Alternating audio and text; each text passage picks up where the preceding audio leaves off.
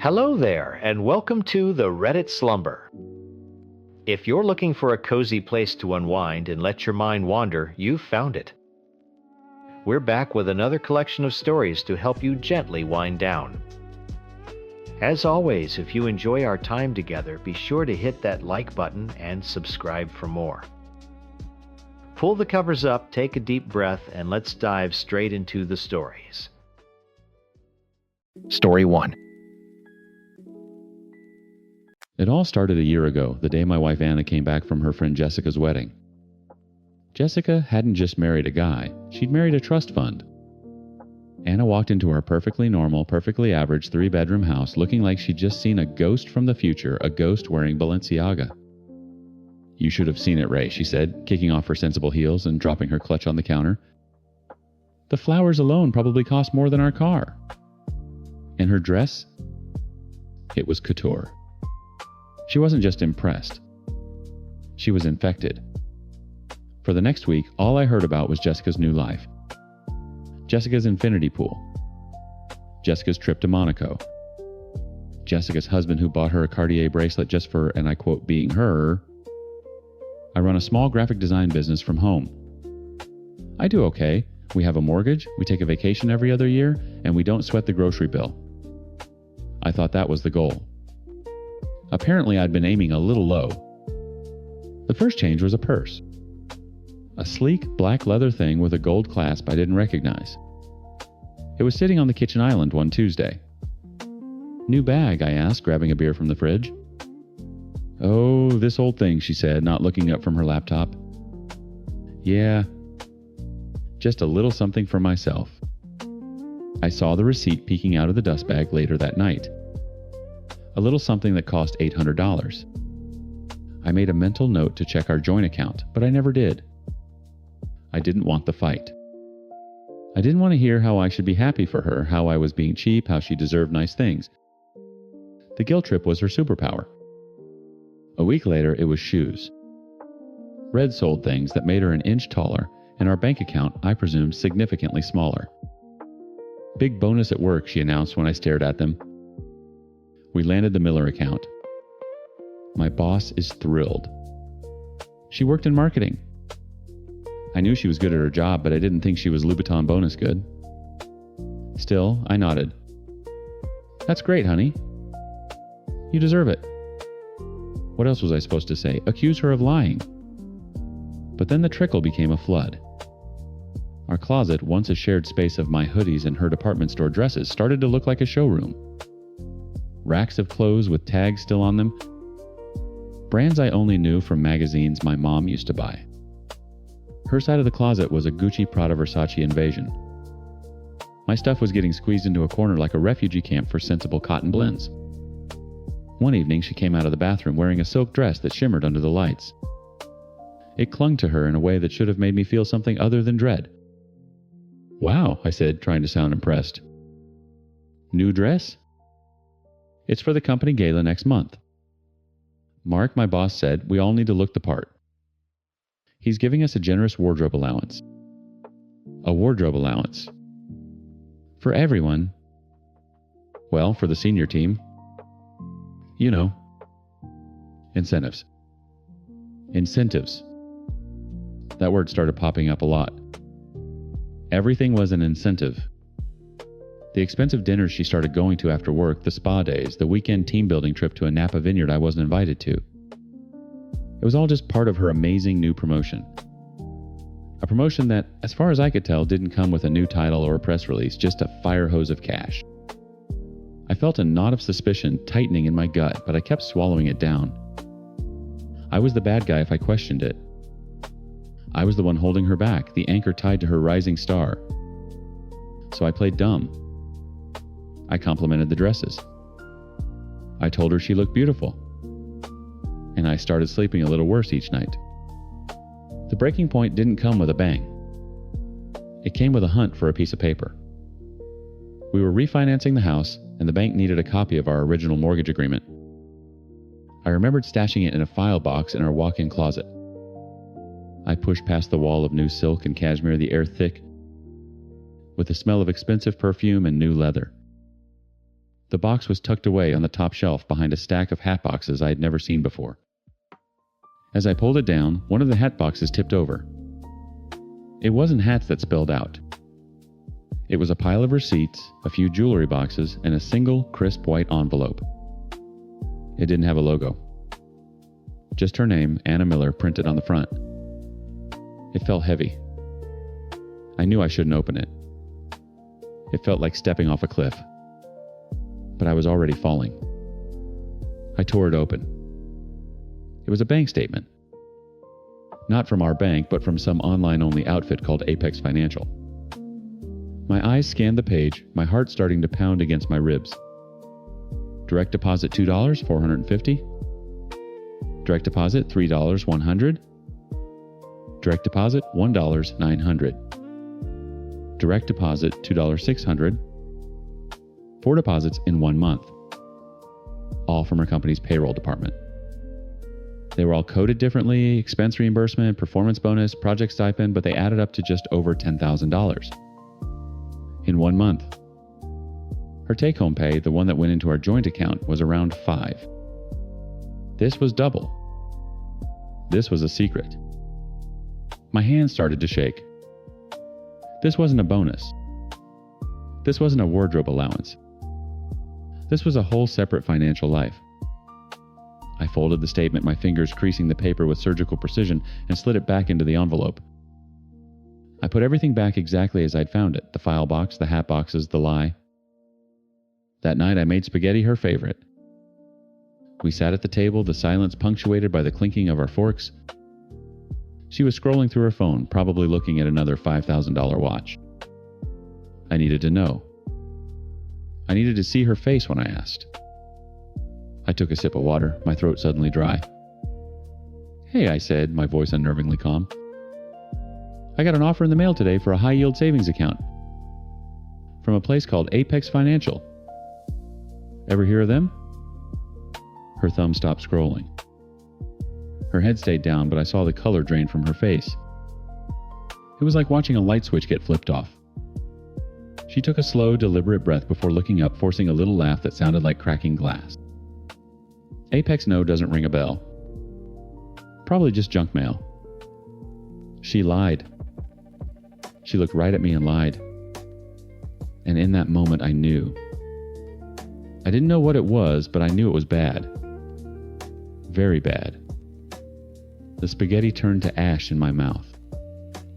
The knot in my gut wasn't suspicion anymore. It was a cold, hard certainty. I excused myself from the table. I walked back into our closet, the smell of her new life choking me. I reached up, pulled down the hat box, and took out the envelope. The numbers on the page seemed to glow in the dim light.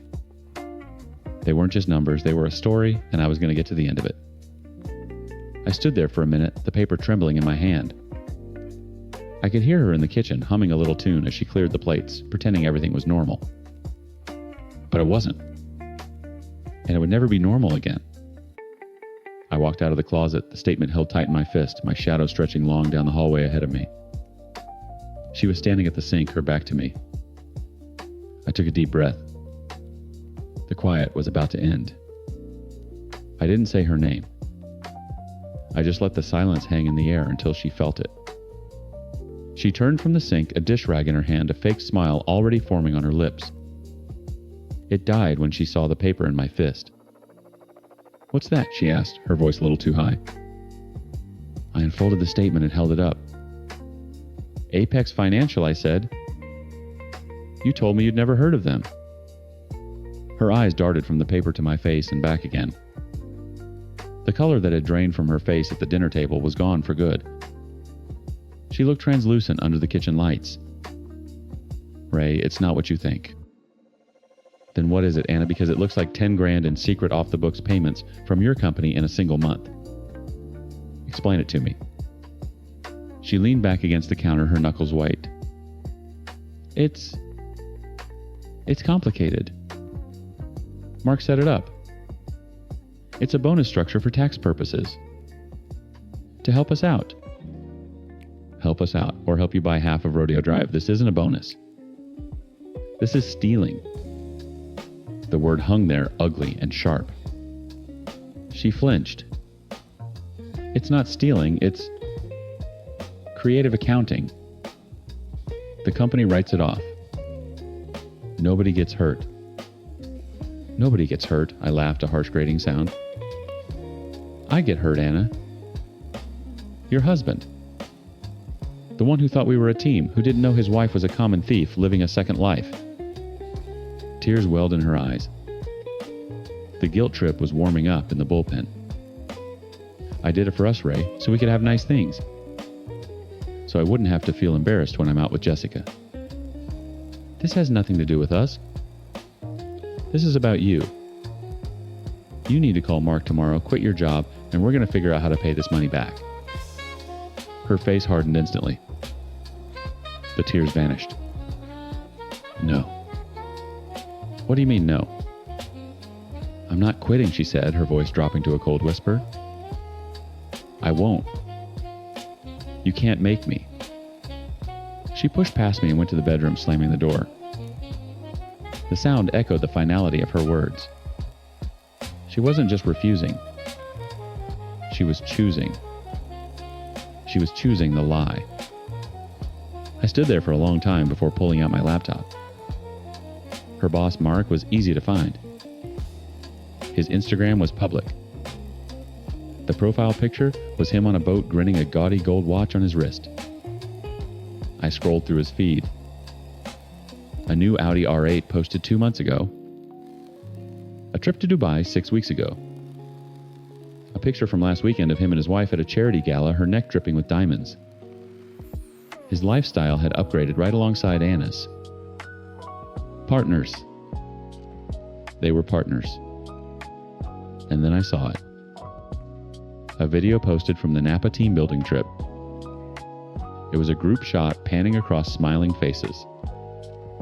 There at the end of the table was Anna laughing.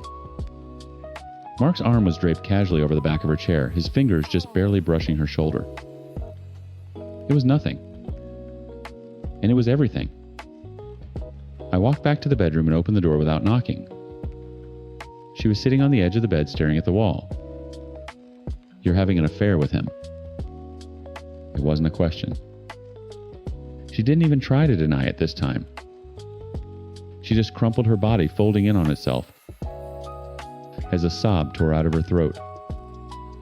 It's not that simple, she choked out between gasps. It's the simplest thing in the world, Anna. The money, the lies, it all makes sense now. How long? A few months, she whispered. After the scheme started, it just happened. And the blackmail.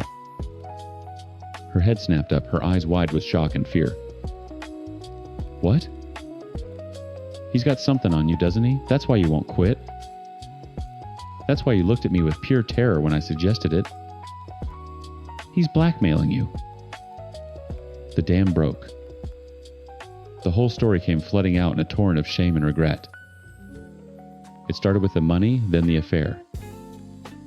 One night in a hotel on a business trip, Mark had set up his phone. He had a video. He told her it was their little secret, their insurance policy, to make sure they were both loyal to the plan. But when she tried to cool things off, he'd made it clear it wasn't insurance. It was a leash. He said he'd send it to you, she cried. And to his wife? He'd ruin me. He'd ruin everything.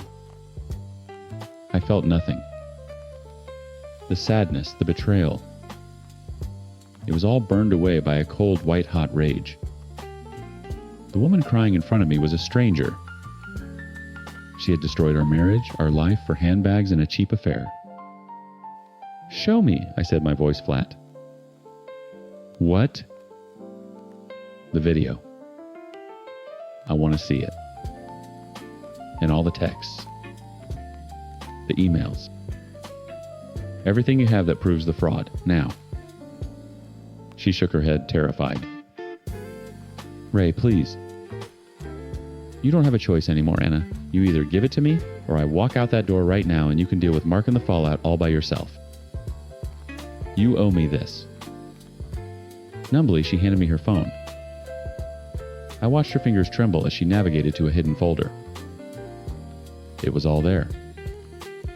Screenshots of bank transfers, emails from Mark detailing how to code the payments, and a thread of sickening text messages. And the video, I didn't watch it. I just saw the thumbnail. That was enough. I forwarded everything to my own phone and then to a new anonymous email address I created on the spot. I attached all the files, the video, the screenshots, the emails to HR director's email, Mark's wife's email. Subject: evidence of fraud and adultery at your company. The body of the email was simple. Asterisk attached is evidence of a systematic embezzlement scheme orchestrated by Mark Stanton, along with proof of his affair with his employee Anna Miller, whom he is blackmailing. Do with this what you will. Asterisk. I hit send. Anna watched me, her face ashen. The click of the mouse was the loudest sound I'd ever heard. It was the sound of a bomb detonating. The fallout was swift and brutal. I got a call the next morning from a hysterical Anna. HR had called her into a meeting. Mark was suspended pending a full investigation. By the end of the day, his wife had filed for an emergency protective order and started divorce proceedings. Within a week, Anna was fired, and the word was out. She was radioactive, blacklisted from every marketing firm in the city. She came to the house to pack her things, avoiding my eyes. She was a ghost, haunting the ruins of our life.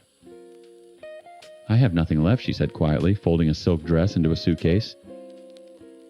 You have what you chose, I replied, standing in the doorway. I'd already spoken to a lawyer. He'd drawn up the divorce papers. They were sitting on the kitchen counter. I want you to sign these, I said. No alimony, no fight over the house. We split the savings and we walk away. She looked up, a flicker of her old defiance in her eyes. Maybe I don't want to. I just held up my phone, the screen dark. I still have a copy of everything, Anna. Sign the papers, or I can make sure every future employer, every new friend, every person you ever meet gets a chance to see the real you. Your call. The fight went out of her. She walked to the counter and signed her name, her signature, a shaky, broken line. She was gone an hour later. The house was quiet, but the closet still smelled of her perfume. I spent the next week packing every trace of her into garbage bags, the clothes, the shoes, the bags she'd sold her soul for. That Friday, I had my first appointment with a therapist. I sat on a couch that wasn't mine and looked at a man I didn't know. So he said gently, "Where do we begin?" I took a deep breath, the first one that didn't feel like it was being crushed by the weight of the last year. It all started, I said, with a wedding. Story 2. My daughter Lily was turning 16, and for the first time, she didn't want a party. She wanted an Times event asterisk. Dad, it's called Cosmic Bloom, she'd explained. Phone in hand, showing me a kaleidoscopic video of people walking through rooms of pulsating fiber optic flowers and swirling nebulae projected on 40-foot walls. It's a limited run art installation. And they do private tours. I looked at the price tag for a private tour and the subsequent catered dinner in their Starlight Lounge. I swallowed hard. My wife Emily saw the look on my face and put a hand on my arm. Joe, she's had a rough year. And she's a great kid. Let's do it. She was right.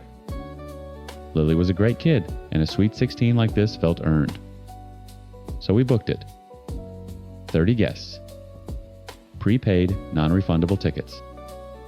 A 5-course catered meal where the head count had to be locked in 2 weeks prior. High stakes, but manageable. Except for one variable, my sister-in-law, Sarah. Sarah operates on a different temporal plane than the rest of humanity. She is the black hole of schedules, a vortex of non-committal vagaries. For my wife's 40th, she was a maybe until the day of, then texted, "Running late, and never showed up at all. Last Christmas, she was tasked with bringing the dessert a simple apple pie. She arrived 3 hours late, long after everyone had finished eating, holding a crushed box of grocery store donuts. The bakery was closed. She'd announced as if it were a global catastrophe and not a failure to check store hours on a major holiday. Normally, we'd just roll our eyes and move on. But Lily is inseparable from her cousins, Sarah's daughters Chloe and Maya. They're more like sisters than cousins. Leaving them out wasn't an option. "You have to handle her," Emily told me one night, scrolling through the venue's contract. Her shoulders were tight. "If I do it, I'll let it slide. She'll say something about the kids and I'll fold." "You have to be the bad guy, Joe." "I'll be the bad guy, I promised." And I was.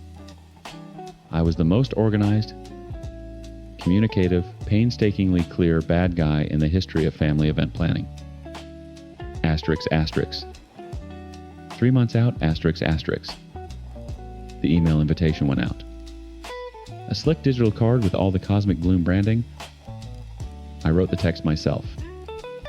I put the RSVP date August 15th in bold red font. At the bottom, I added a friendly but firm note times. "Hey everyone. Because this is a ticketed event with a strict headcount for the caterer, we need a firm RSVP by August 15th. We won't be able to add anyone after this date. Can't wait to celebrate with you, asterisk."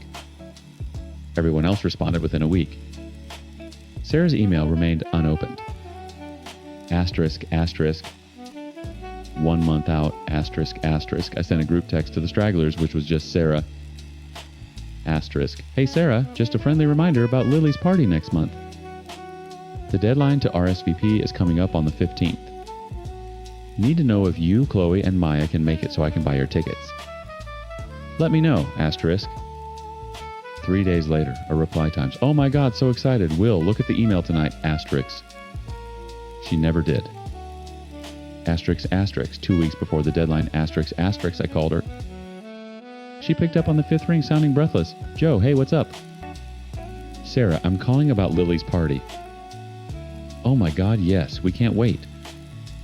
The girls are already planning their outfits." "That's great. But I never got an official RSVP from you. The deadline is in 2 weeks and I need a firm yes or no for all 3 of you. I'm finalizing the payment." "Oh, you know me so bad with emails," she laughed, a breezy tinkling sound that always set my teeth on edge. "Just count us in." "I can't just count you in," I said, my voice flatter than I intended. "This is over $200 per person, Sarah. I need you to reply to the email or text me with the words, 'We are coming.' I need a digital paper trail. If I don't get a confirmation by August 15th, I have to assume you're not coming and I will not be buying tickets for you. I'm sorry to be so blunt, but I can't afford to eat $700 if you decide to flake." There was a pause. The breezy tone vanished. "Wow, Joe. A little dramatic, don't you think? It's family." "Fine. I'll reply." "God." "Thank you," I said. "I appreciate it." She hung up. I knew with the certainty of a man who had watched this movie a dozen times that she would not reply. The 2 weeks passed. I watched Lily bubble with excitement, FaceTiming Chloe and Maya, constantly whispering about which exhibits they'd see first. "Chloe's going to freak out in the Infinity Mirror room, Dad, and Maya wants to get a picture in the Saturn rings." My stomach churned every time I heard her. She was living in a reality where her best friends were guaranteed to be at her party. I was living in the one where their attendance was held hostage by their mother's pathological inability to perform a simple administrative task. The morning of August 15th arrived. My email inbox was empty. My texts were clear. I gave her the whole day. I checked my phone during meetings at lunch while I was grilling dinner. Nothing. Not a word. At 1:59 p.m., I stared at the screen, a bizarre mix of fury and vindication welling up inside me. She ghosted me. After all that, she completely ghosted me. The next morning, I sat at my computer, the venue's payment portal open on the screen. Emily came and stood behind me, wrapping her arms around my shoulders. Anything. You know the answer to that? I said, my voice grim. She sighed, her chin resting on my head. Are you really going to do it? I looked at the number on the screen. The cost for 27 guests. Then I thought about the cost for 30. I clicked the mouse, entered my credit card information, and paid for 27. The confirmation email hit my inbox a second later. Paid in full. Final head count locked, no changes. It was done. There was no going back. The weeks leading up to the party were blissful. The planning was smooth. Lily was ecstatic. And best of all, there was radio silence from Sarah. I felt a profound sense of relief, like I'd finally cut a toxic wire. I had set a clear, reasonable boundary, stated the consequences, and followed through. It was adulting 101. The day of the party was perfect. A crisp, sunny October afternoon. We got to the venue early. The event manager was incredible. The space was breathtaking, and Lily looked like she was literally walking on air. Her friends started to arrive, all dressed up and buzzing with energy. I stood at the entrance with the guest list on a clipboard, handing out the lanyards with the prepaid pass cards attached. Hi, Mr. Miller. This place is insane. Happy birthday, Lily. It was working. Everything was perfect. Emily caught my eye from across the lobby and gave me a huge, happy smile. I smiled back, feeling the last bit of tension leave my body. We did it. We pulled it off. Then, through the gleaming glass doors, I saw a familiar silver minivan pull up to the curb. My smile froze on my face. Out stepped Sarah, looking radiant in a cocktail dress. She opened the sliding door, and out poured Chloe and Maya, clutching a brightly wrapped gift, their party dresses shimmering under the afternoon sun.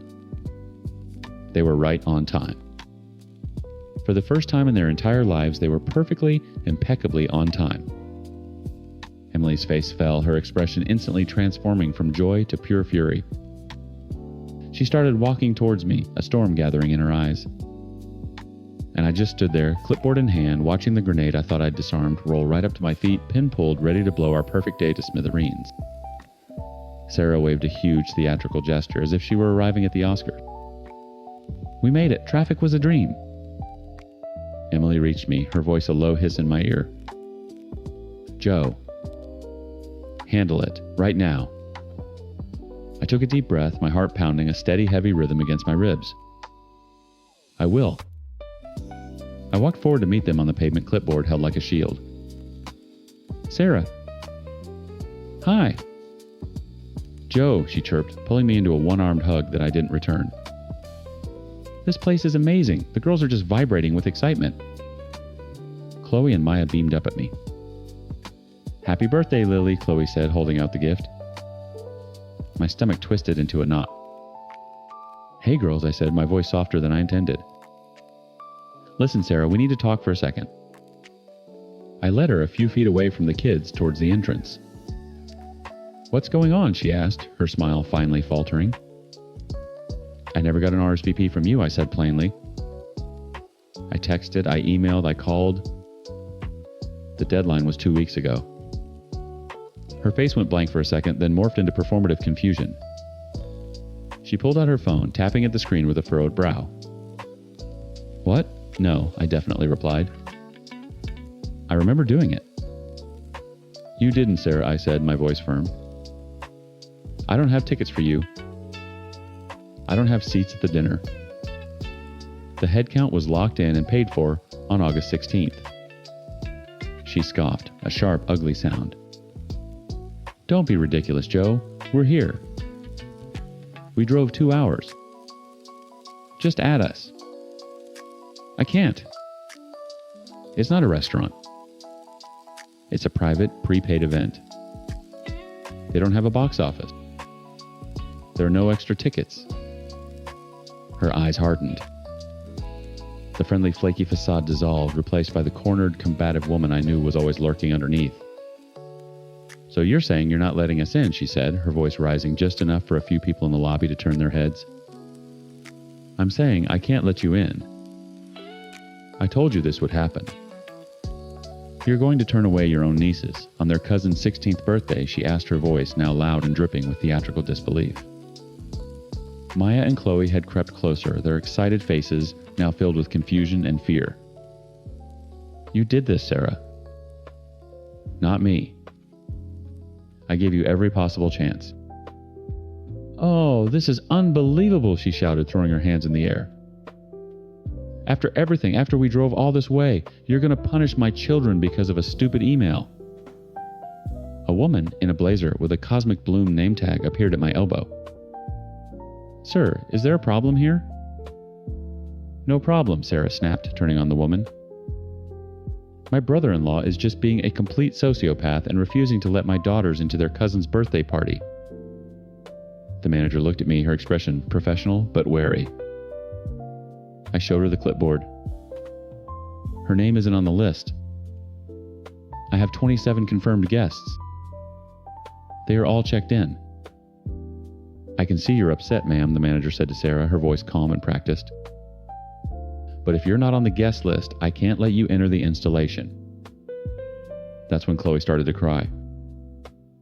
Fat, silent tears rolled down her cheeks. Maya hid behind her mother's leg. Look what you did, Sarah spat at me, her face contorted with rage. Are you happy now, Joe? You made them cry. You're a monster. She wouldn't lower her voice. A small crowd had formed. The tour was scheduled to start in 5 minutes.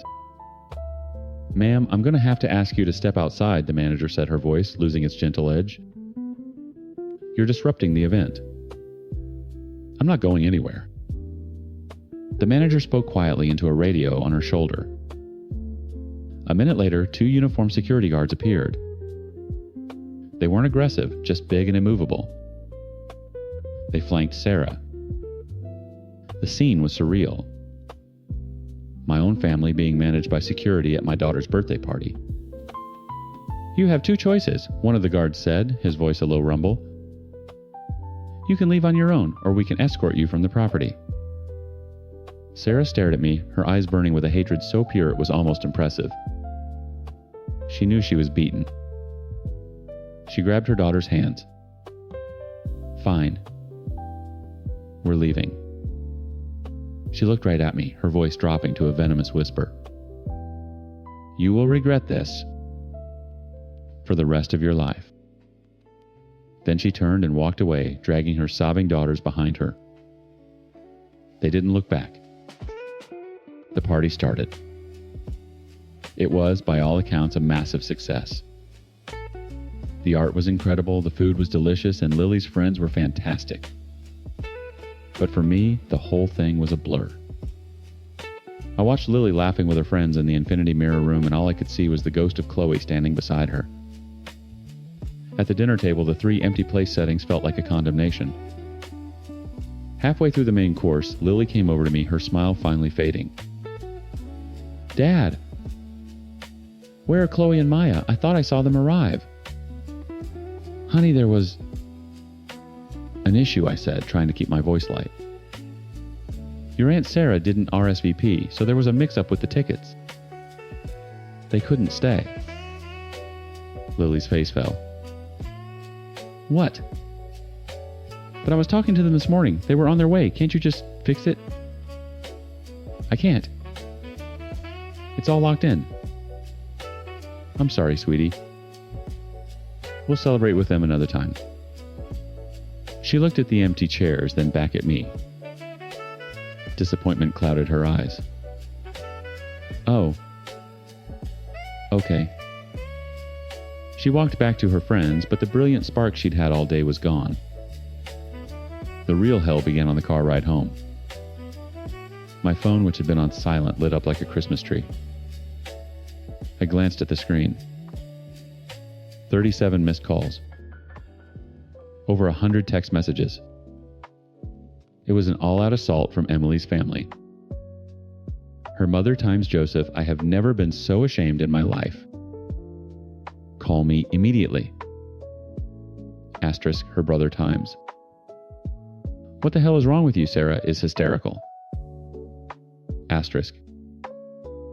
Aunts, uncles, cousins I hadn't spoken to in years, all chiming in with their 2 cents. Asterisk heartless. Cruel. Unforgivable. Asterisk. The story had been twisted into a grotesque caricature. I had apparently screamed at Sarah in the parking lot and had her dragged out by police simply for being 5 minutes late. When we got home, Lily went straight to her room and slammed the door. Emily and I stood in the silent kitchen, the remnants of birthday cake still on the counter. "Don't you dare let them get to you," Emily said, her jaw tight. "You did exactly what we agreed you'd do." "She had months, Joe." "Months." "I know," I said, sinking into a chair. "But it doesn't feel good, Em." A few minutes later, Lily's door opened. She came down the stairs, her face streaked with tears, her phone clutched in her hand. "I just talked to Chloe," she said, her voice shaking with a rage I'd never heard from her before. "Lily, honey, there's more to the story I started." "She told me everything," she shouted, cutting me off. "She said you were waiting for them and told them they weren't welcome, that you got security to kick them out. They drove 2 hours, Dad, for me, and you threw them out over a stupid email." "It wasn't just an email, Lily. It was hundreds of dollars. It was months of me trying to get a simple answer." "I don't care about the money," she cried. "They're my best friends. You ruined my birthday. You knew how much I wanted them here, and you kicked them out anyway. You're an idiot, Dad. A complete idiot." She turned and ran back upstairs, the slam of her door echoing through the house. I just sat there, the word idiot ringing in my ears. Emily came and put her hand on my shoulder. Her support was an anchor, but I felt like I was drowning anyway. I'd enforced the boundary. I'd held the line. I'd taught the long overdue lesson. And in return, I'd broken my daughter's heart, started a war with my in-laws, and created a wound that felt like it might never ever heal. Staring at the half-eaten birthday cake, I couldn't escape the single crushing question: was it worth it? Story 3. My apartment has one sacred space, the kitchen. It's not big, but it's mine. I'd spent more on the cast iron pan hanging over the stove than I did on the couch in my living room, and I had zero regrets. Tonight that pan was earning its keep. 2 thick-cut ribeyes, beautifully marbled, were resting on the counter. I dry-brined them for hours. The pan was on the stove, shimmering with a thin layer of beef tallow, getting screaming hot. The plan was simple. Get a perfect dark brown crust based with garlic and thyme-infused butter, and let them rest while I threw together a simple salad. A good meal. A peace offering, maybe. My younger brother Liam was coming over. He was 21, and for the last 6 months his entire personality had been hijacked by his 19-year-old newly pregnant girlfriend Chloe. My parents called it settling down. I called it being held hostage by hormones and a due date. They'd been living in my parents' basement, a situation that was apparently getting tense. Liam had called me earlier in the week, his voice a low, cautious murmur, like he was afraid Chloe would hear him from the other room. "Hey man," he'd said. "Think Chloe and I could come over for dinner Saturday. Just to get out of the house. Mom and Dad are driving her nuts." I knew a favor was coming. He wanted to soften me up before asking if they could crash here for a while. I wasn't going to let that happen, but I could at least be a good older brother for one night. Feed him a decent meal. "Sure, man," I'd said. "I'll make us some steaks." Awesome, Chloe loves steak. Famous last words. The doorbell rang exactly at 7. I turned the heat down a little on the pan and went to let them in. Liam stood there looking tired, with his arm wrapped around Chloe. She was small, swimming in one of his hoodies with the unmistakable swell of a 5-month pregnancy pushing the fabric out. Her face was set in a permanent pout. "Hey, come on in," I said, stepping back. Liam managed a weak smile. "Hey, Jason. Thanks for this." Chloe didn't say a word. She walked past me, wrinkling her nose as she entered the main living space, which was basically one big room connected to the kitchen. Her eyes scanned my apartment with the kind of disdain usually reserved for a public restroom. Then the smell hit her.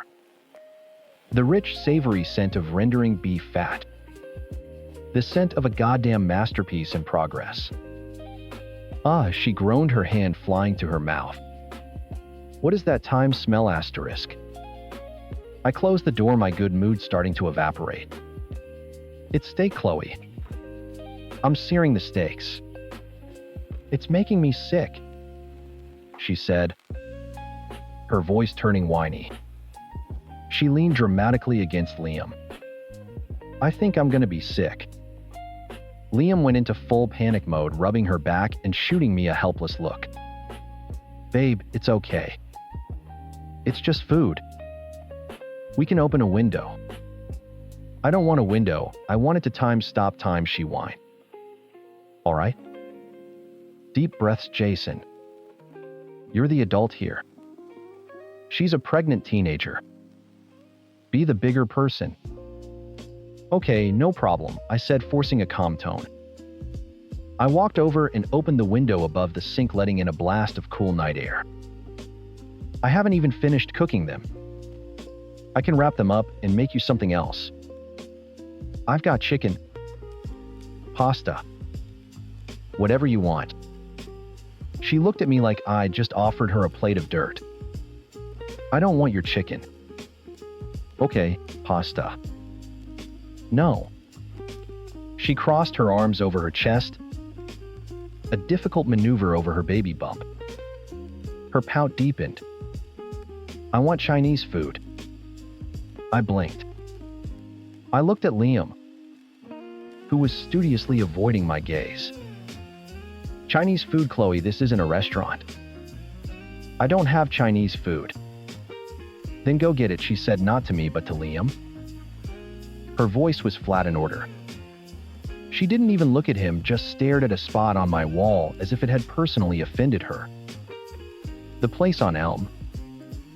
Give me the General Tso's chicken and an egg roll.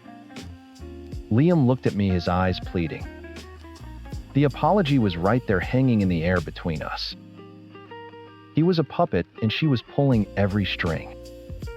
Sorry, man, he mumbled, already fishing for his car keys. You know how it is, cravings.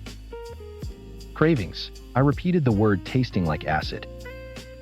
This wasn't a craving. This was a power play in my own damn apartment. But arguing about it would just make it worse. It would be a whole scene. She'd probably cry and Liam would look at me like I just kicked a puppy. I held up my hands in surrender. Fine. Whatever. Just go. Liam gave Chloe a quick kiss on the forehead and scurried out the door like a man escaping a burning building. The silence that followed was thick and hostile. Chloe slumped onto my expensive couch, pulled out her phone, and started scrolling, thumbing through social media with furious intensity. She didn't say thank you. She didn't acknowledge my existence. I was just the guy whose house she was occupying. I turned back to the stove. The pan was still hot. My beautiful ribeyes were still resting on the cutting board. My appetite was completely gone. But I'd be damned if I was going to let them go to waste. I'd cook mine, eat it, and pretend I wasn't sharing my living space with a sullen, ungrateful teenager. I threw the first steak into the pan. It sizzled loudly, an angry, satisfying sound that filled the kitchen. I let the crust form, turning it every minute. I smashed a few cloves of garlic, threw them in with a sprig of thyme. The kitchen started to fill with the most incredible aroma, seared beef, garlic, herbs. From the couch, Chloe made a loud gagging noise. I ignored her. I spooned the hot bubbling butter over the steak, letting it baste. After a few minutes, I pulled it from the pan and set it on the cutting board to rest, its surface a perfect dark mahogany. I decided to wait for Liam to get back before I cooked the second one. Might as well try to have some semblance of a family dinner. I looked over at Chloe. She was still on her phone, one hand resting on her stomach. Maybe I should try again. Extend an olive branch. So, I said, leaning against the counter. How are you feeling besides the, She didn't look up. Fine. Excited for the baby. A shrug. It's whatever. Okay, so conversation was a dead end. I needed to get out of there for a minute. The steak smell was thick in the air, and while I loved it, I didn't need another performance from her. All right, well, I'm just going to use the bathroom real quick, I announced to the top of her head. Liam should be back any minute. She grunted in response. I went down the short hall to the bathroom, washed my hands, and took a few extra seconds just staring at my reflection in the mirror. I looked tired. I looked annoyed. I told myself to just get through the next hour. Liam would eat his Chinese food, I'd eat my steak, they'd leave, and then I could disinfect my entire apartment. Simple. When I walked back out, the first thing I noticed was a different smell. It was cloying and cheap, like a gas station air freshener. A floral chemical fog had filled the kitchen. Chloe was standing by the counter, an aerosol can of perfume in her hand, spraying it into the air with a vengeance. She was aiming it around the stove, around the cutting board, like she was trying to exorcise the scent of my cooking. What the hell are you doing? I snapped. She jumped, startled, and quickly hid the can behind her back. Nothing. It just stank in here. My eyes narrowed. Something was wrong. The air was thick with her cheap perfume, but underneath it something was missing. The rich, savory smell of the steak. It was gone. My gaze dropped to the cutting board. Empty. The steak wasn't there. I looked at the stove. Not there. I spun around, scanning the counters. My heart started to pound, a slow, heavy drum of disbelief and fury. Where was my steak? My eyes finally landed on the small garbage can I kept next to the sink. And there, sitting right on top of a pile of yesterday's coffee grounds, was my perfect medium rare ribeye. Drenched in garlic butter, seasoned perfectly, and now utterly ruined. Lying in the trash. In my kitchen. In my home. A low guttural sound escaped my throat. I didn't even recognize it as my own. It was the sound of every ounce of patience I possessed snapping in half. My vision tunneled, focusing on the dark, glistening slab of meat nestled amongst coffee grounds in an empty yogurt container. Did you throw my steak in the garbage? I asked, my voice dangerously quiet.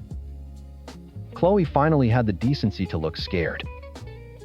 She took a step back, the can of cheap perfume still clutched in her hand like a weapon. The smell was making me nauseous. I told you.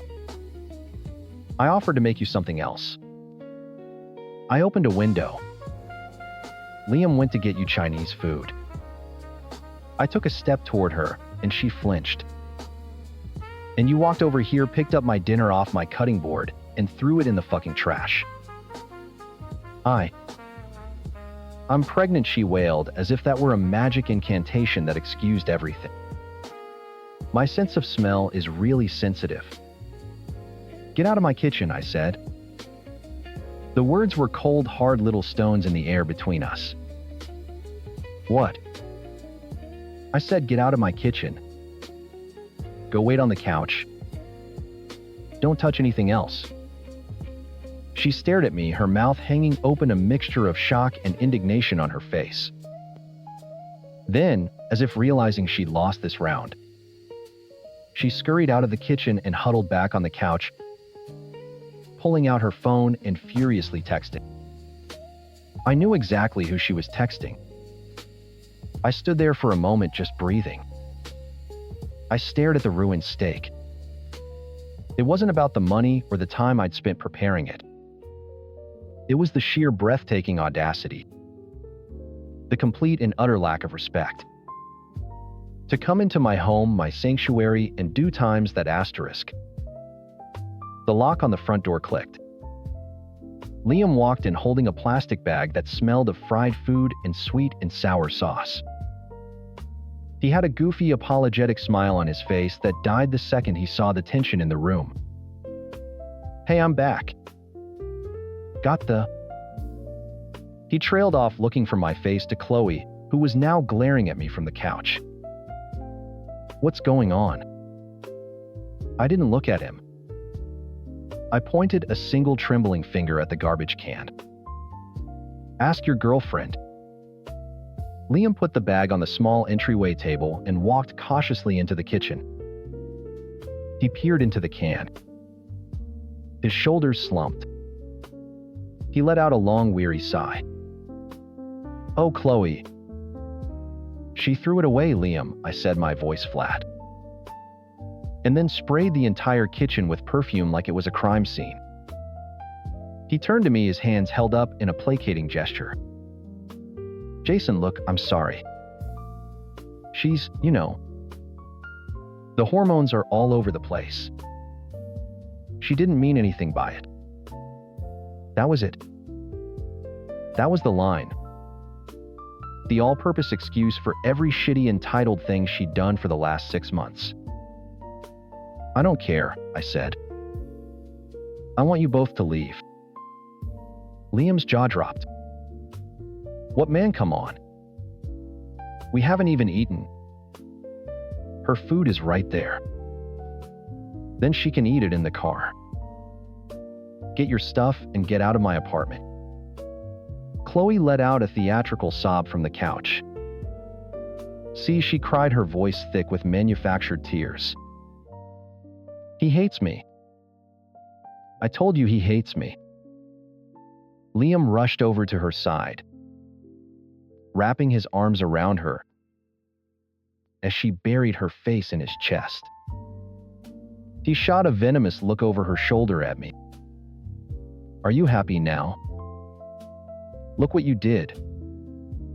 What times did I laugh, a harsh, humorless sound. "You've got to be kidding me. She destroyed my property in my house. After I went out of my way to accommodate her insane demands. And you're defending her. She's a pregnant one. 9-year-old girl. Jason, what is your problem? It was just a steak. It's my home, Liam. This is my times, home times. The one place I'm supposed to feel respected. And you two walked in here and treated it like a public toilet." I walked to the door and pulled it open. "Out. Now." Liam stared at me, his face a battleground of anger and bewilderment. He'd always been able to get his way to smooth things over, to make me the bad guy. Not this time. The well was dry. He helped Chloe to her feet, her sobs conveniently subsiding into sniffles now that she had his full attention. He grabbed the bag of Chinese food off the table. As he walked past me, he paused. "You've changed, man." He muttered, his voice low and full of disappointment. "No," I said, looking him dead in the eye. "I've just stopped letting you and everyone else walk all over me. You should try it sometime." He just shook his head and guided Chloe out into the hallway. I shut the door behind them, the click of the lock echoing in the sudden blissful silence. I leaned my forehead against the cool wood, my whole body shaking with adrenaline and rage. The silence lasted for approximately 90 seconds. My phone started buzzing on the counter. I didn't need to look. I knew it was Mom. I let it go to voicemail. 30 seconds later, it buzzed again. This time I answered, putting it on speaker. "Jason, What in the world is wrong with you? Her voice was shrill, already at peak hysteria. Chloe just called me, crying her eyes out. You threw them out. You threw your brother and his pregnant girlfriend out into the cold. Mom, she threw my dinner in the trash can. For heaven's sake. It's a piece of meat. She's a hormonal teenager. You're 27 years old. You're supposed to be the mature one. I could hear my dad yelling something in the background. She passed the phone to him. Jason. My dad's voice boomed. Your mother tells me you kicked Liam out. What the hell were you thinking? That girl is carrying your nephew or your niece. You have to make allowances. An allowance for throwing my food away. For dousing my kitchen in perfume. She felt sick. He yelled. Have some compassion. Your brother is trying to build a family, and your job as his older brother is to support him, not add to his stress. It was always the same script. Liam, the golden child, could do no wrong. He was just trying his best. Chloe was just a poor hormonal child. And I was the cold, unfeeling asshole who was supposed to clean up their messes and absorb their disrespect with a smile. I'm done, Dad. I said, my voice exhausted. I'm done being the family doormat. Don't you be so dramatic, my mom cut in, apparently having grabbed the phone back. You call your brother right now and you apologize to that poor girl. No, I said.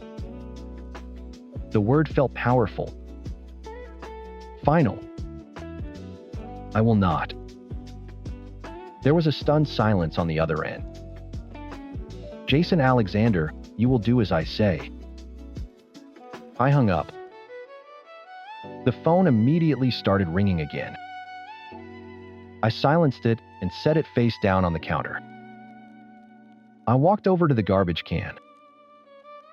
I reached and pulled out the steak and threw it back into the hot cast iron pan.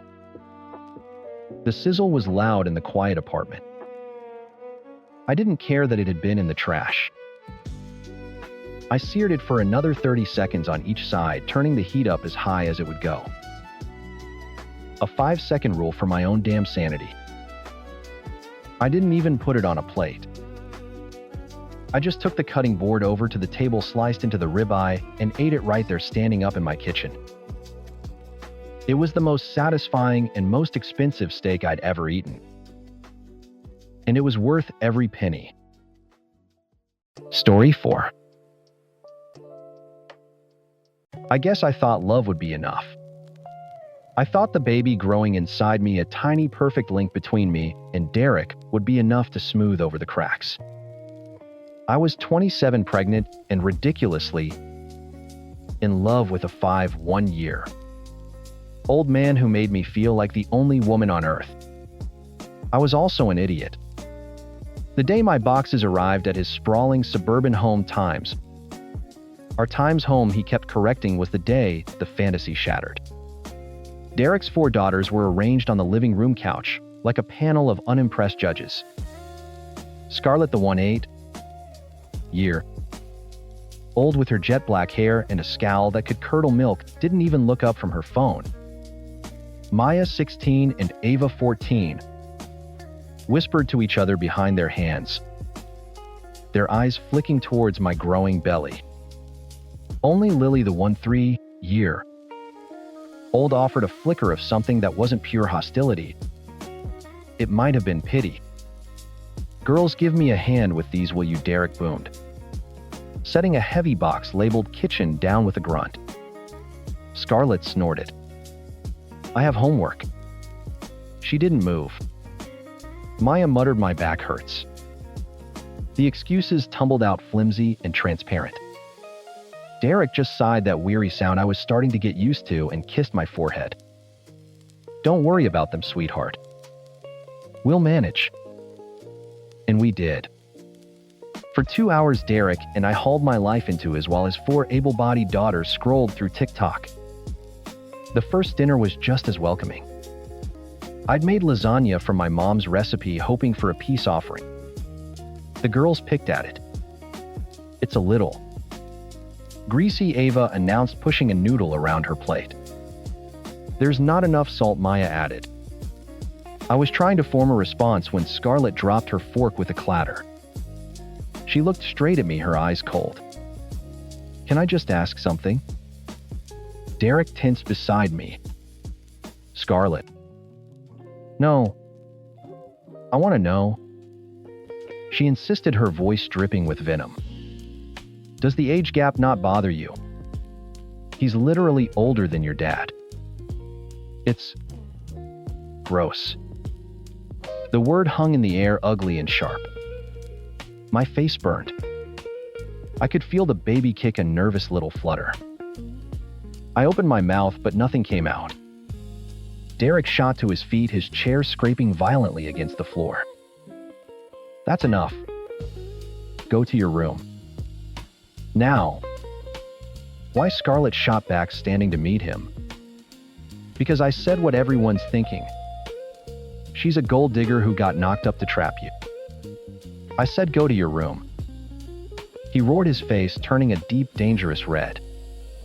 Scarlett stormed out, slamming the dining room door so hard a picture frame rattled on the wall. The other 3 girls scurried away in her wake, leaving me and Derek alone with the greasy, saltless lasagna.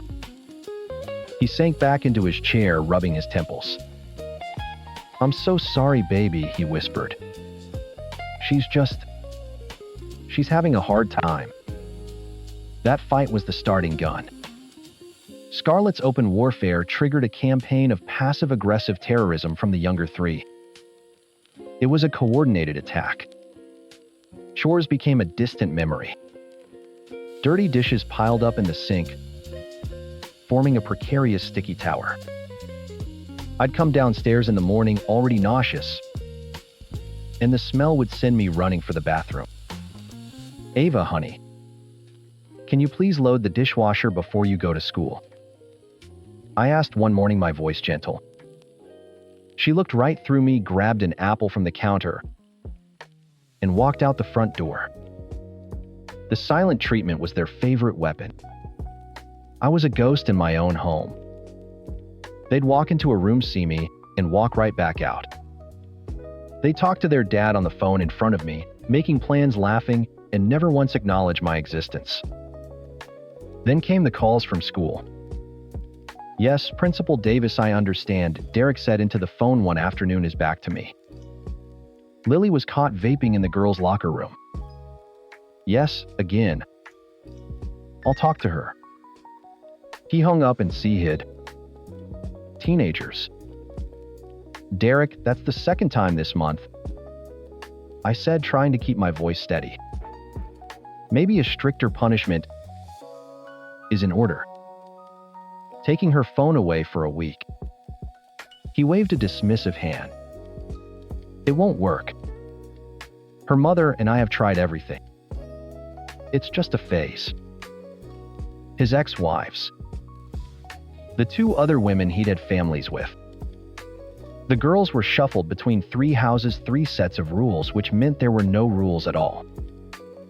Derek's method of co-parenting was to complain about his exes on the phone, and then give the girls whatever they wanted to keep the peace. His guilt was their get-out-of-jail-free card. The sneaking out started a few weeks later. I was up at 2 a.m. A pregnancy craving for pickles and ice cream, hitting me hard when I noticed Maya's bedroom window was wide open, a faint chill snaking down the hallway. Her bed was empty. Panic seized me.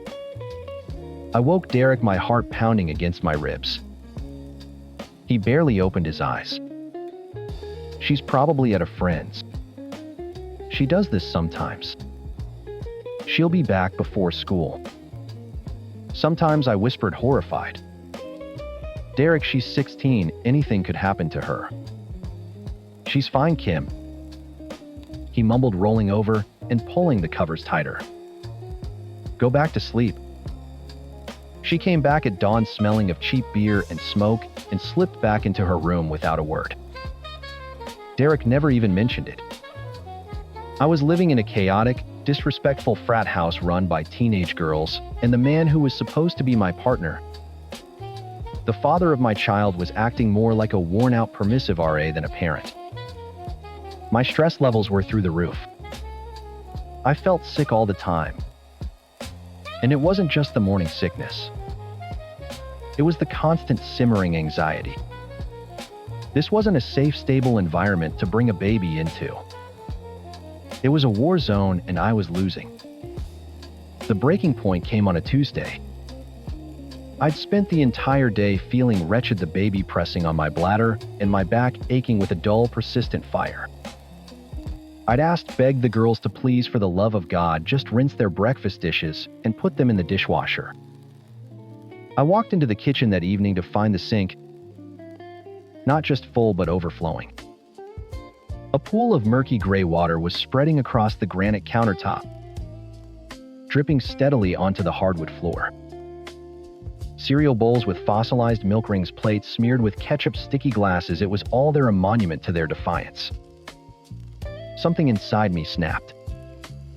The exhaustion, the disrespect, the utter loneliness of the past few months coalesced into a single point of cold, hard clarity.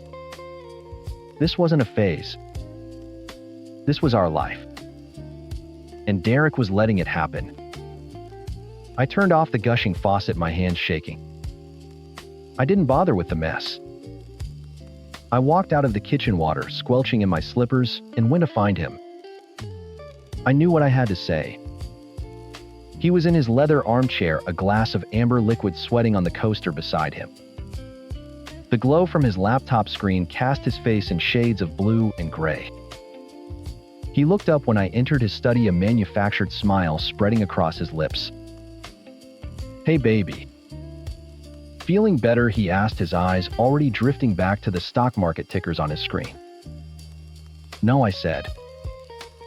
The word was flat. Dead. I stood in the doorway, not wanting to come any further into his sanctuary. My wet slipper made a small, pathetic squeak on the hardwood. The kitchen sink is overflowing. It's leaking all over the floor. He sighed, the sound of a man burdened by yet another minor inconvenience. "Okay. I'll call the plumber in the morning." "It's not a plumbing issue, Derek. It's a daughter issue. I asked them to do one thing. One simple thing. Instead, they did this." He finally looked at me, really looked, and his smile tightened. "Kim, they're kids. They forget." They didn't forget. They ignored. They have been ignoring me since the day I moved in.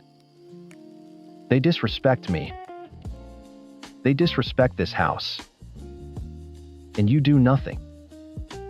He took off his reading glasses and rubbed the bridge of his nose. The performance of a weary patriarch. "What do you want me to do? Ground all four of them? Take away their phones? It just starts a war. Their mothers will get involved. It's not that simple. I want you to be a parent." I said, my voice dangerously quiet. "I want you to step up and set some boundaries. Because in 5 months, I am bringing a baby into this house, and I will not bring my child into this chaos. This constant hostility." I took a breath, the ultimatum sitting cold and heavy on my tongue. "So this is it. You need to fix this. You need to get your daughters under control and be my partner in this. If you can't, or if you won't, then I can't marry you." The silence that followed was thick and suffocating. He stared at me, his expression unreadable for a moment, before it settled into something I'd never seen before: pity. "Honey," he said, his voice syrupy with condescension. "You're pregnant. Your hormones are all over the place. Don't you think you're being a little overdramatic? Overdramatic. The word landed like a slap. He saw my pain, my desperation, my completely valid fear for our future, and he diagnosed it as a symptom of pregnancy. He wasn't my partner. He was my warden waiting for my condition to pass. They're good kids, he continued, oblivious. They're just testing you. They'll come around eventually. You just need to be patient and not be so harsh on them. That was it. That was the moment the love, the ridiculous, all-consuming love I felt for him just curdled. It turned into something sour and cold in the pit of my stomach. I didn't argue. I didn't cry. I just turned and walked away. "Kim, where are you going?" he called after me. "Don't be like this, we can talk about it in the morning." I went straight to our bedroom and pulled my suitcase from the top of the closet. I opened drawers, grabbing handfuls of clothes, not bothering to fold them. Maternity jeans, soft t-shirts, underwear. The essentials. My hands were steady. My vision was clear. Derek appeared in the doorway, his face a mixture of confusion and annoyance. "What the hell are you doing?" "I'm being overdramatic," I said, zipping up my toiletries bag with a vicious tug. "Stop this. You're not leaving. This is insane." He took a step toward me, reaching for my arm. I flinched away from his touch. "No." The insane thing was me thinking you would ever put me and our baby first. You are so terrified of your children disliking you that you've forgotten how to be their father. I snapped the suitcase shut. Before I left the room, I walked back to his desk. His laptop was still open. On the screen was his email inbox. I saw the string of unread messages from the high school principal. Absence notification, Maya. Nye. Asterisk. Follow-up, Lily's detention, asterisk. Asterisk, urgent, Scarlett's academic probation, asterisk. He hadn't even opened them. A different kind of fire, cold and sharp, lit inside me. My revenge wouldn't be loud. It would be efficient. I clicked on the first email. Then I held down the shift key and clicked on the last one. A dozen messages highlighted in blue. I hit forward. In the to field, I typed 2 email addresses from his contacts entirely from memory.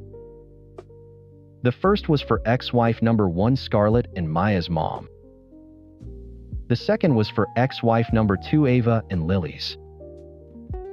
I didn't add a subject. I didn't add a single word. I just hit send. I let the silence of my action hang in the air for a second before grabbing my suitcase. "I'll have a friend come for the rest of my things tomorrow," I said, brushing past him. He was speechless, his mouth slightly agape as he processed what I'd just done. He hadn't just lost his buffer. I had just ignited the 2 wars he'd spent years trying to avoid. As I walked down the grand staircase, I saw Scarlett leaning against the wall in the foyer. Her arms crossed, a smirk playing on her lips. She'd probably heard everything. Running away already, she sneered. Didn't take long. I stopped and looked at her, at this angry girl who had tried to make my life a living hell. I didn't feel anger anymore. I just felt that flicker of pity Lily had given me on my first day. "No, Scarlett," I said, my voice even. "I'm not running. I'm choosing my child over your father's chaos. It's more than he's ever done for you." The smirk fell from her face. I pulled open the heavy front door and walked out into the cool night air. I didn't look back. I got in my car, tossed my phone on the passenger seat, and started the engine. As I pulled away from the curb, I dialed my mom. "Mom," I said, my voice finally cracking. "Can I come home?" Driving down the dark tree-lined street away from the beautiful house that had become my prison, one question looped endlessly in my mind. Was I a hormonal overreacting monster for demanding he change? Or was his refusal to hear me, to protect me, the only answer I ever should have needed? Story 5. The first time Brenda tried to steal my life, I was 12. It was Christmas Eve, 7 years after she'd married my dad, and the air in our house was thick with the scent of pine needles and her cloying gardenia perfume. My sister Chloe, who was 10, was meticulously arranging her new doll collection under the tree. Dad was stuck on a late shift at the hospital. Brenda appeared in the doorway, zipped into a ridiculously festive red coat. "Kid surprise. Get your coats. We're going on a trip." I looked up from my video game. "A trip? Dad's not even home." "He'll meet us there," she said, her smile not reaching her eyes. "We're driving to my sister's in Ohio. It'll be a real family Christmas." Ohio was an 8-hour drive. On Christmas Eve. Without telling our dad, I knew even at 12 that this was wrong. This was an abduction dressed up in holiday cheer. "No," I said. "We're staying here. For Dad." Her smile vanished. "Don't be difficult, Dylan.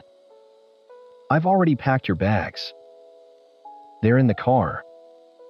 Chloe looked at me, her eyes wide. "I don't want to go."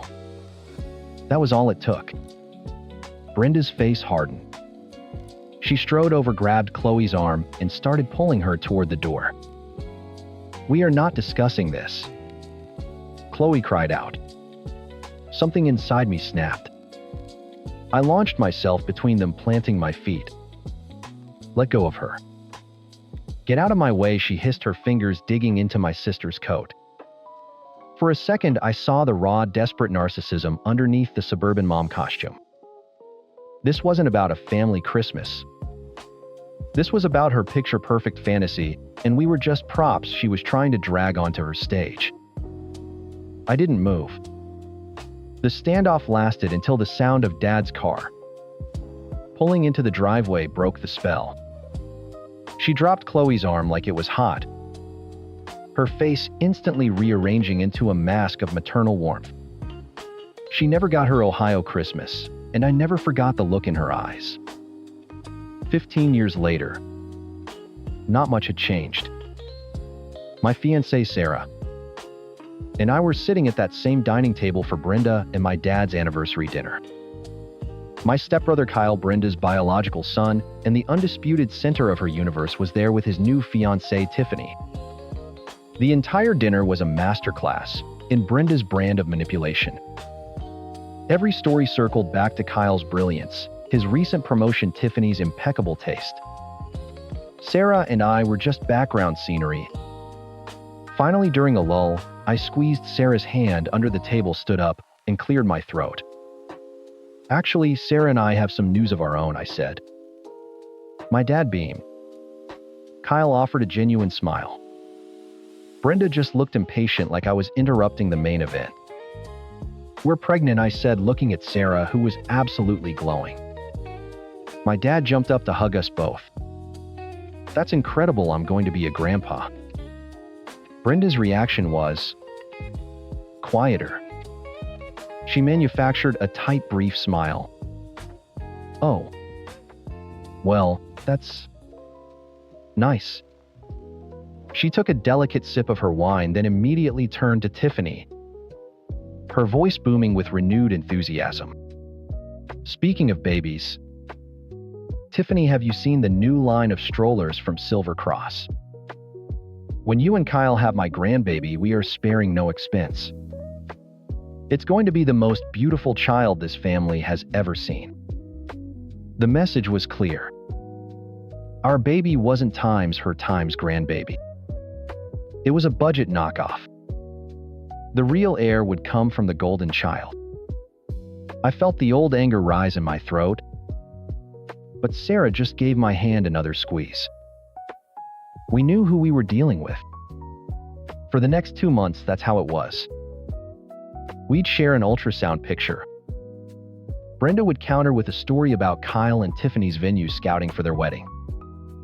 We'd mention we were thinking of names. She'd launch into a monologue about the custom invitations for their engagement party. Our baby was a non-event. We were almost relieved. The vacuum of her attention was a safe place to be. Then the phone call came. It was my dad. His voice was tired. "It's over," he said. Kyle and Tiffany called off the wedding. I felt a cold knot form in my stomach. The golden child had failed. The stage was empty. And a narcissist abhors a vacuum. My phone rang less than an hour later. It was Brenda. "Dylan," she said, skipping any greeting.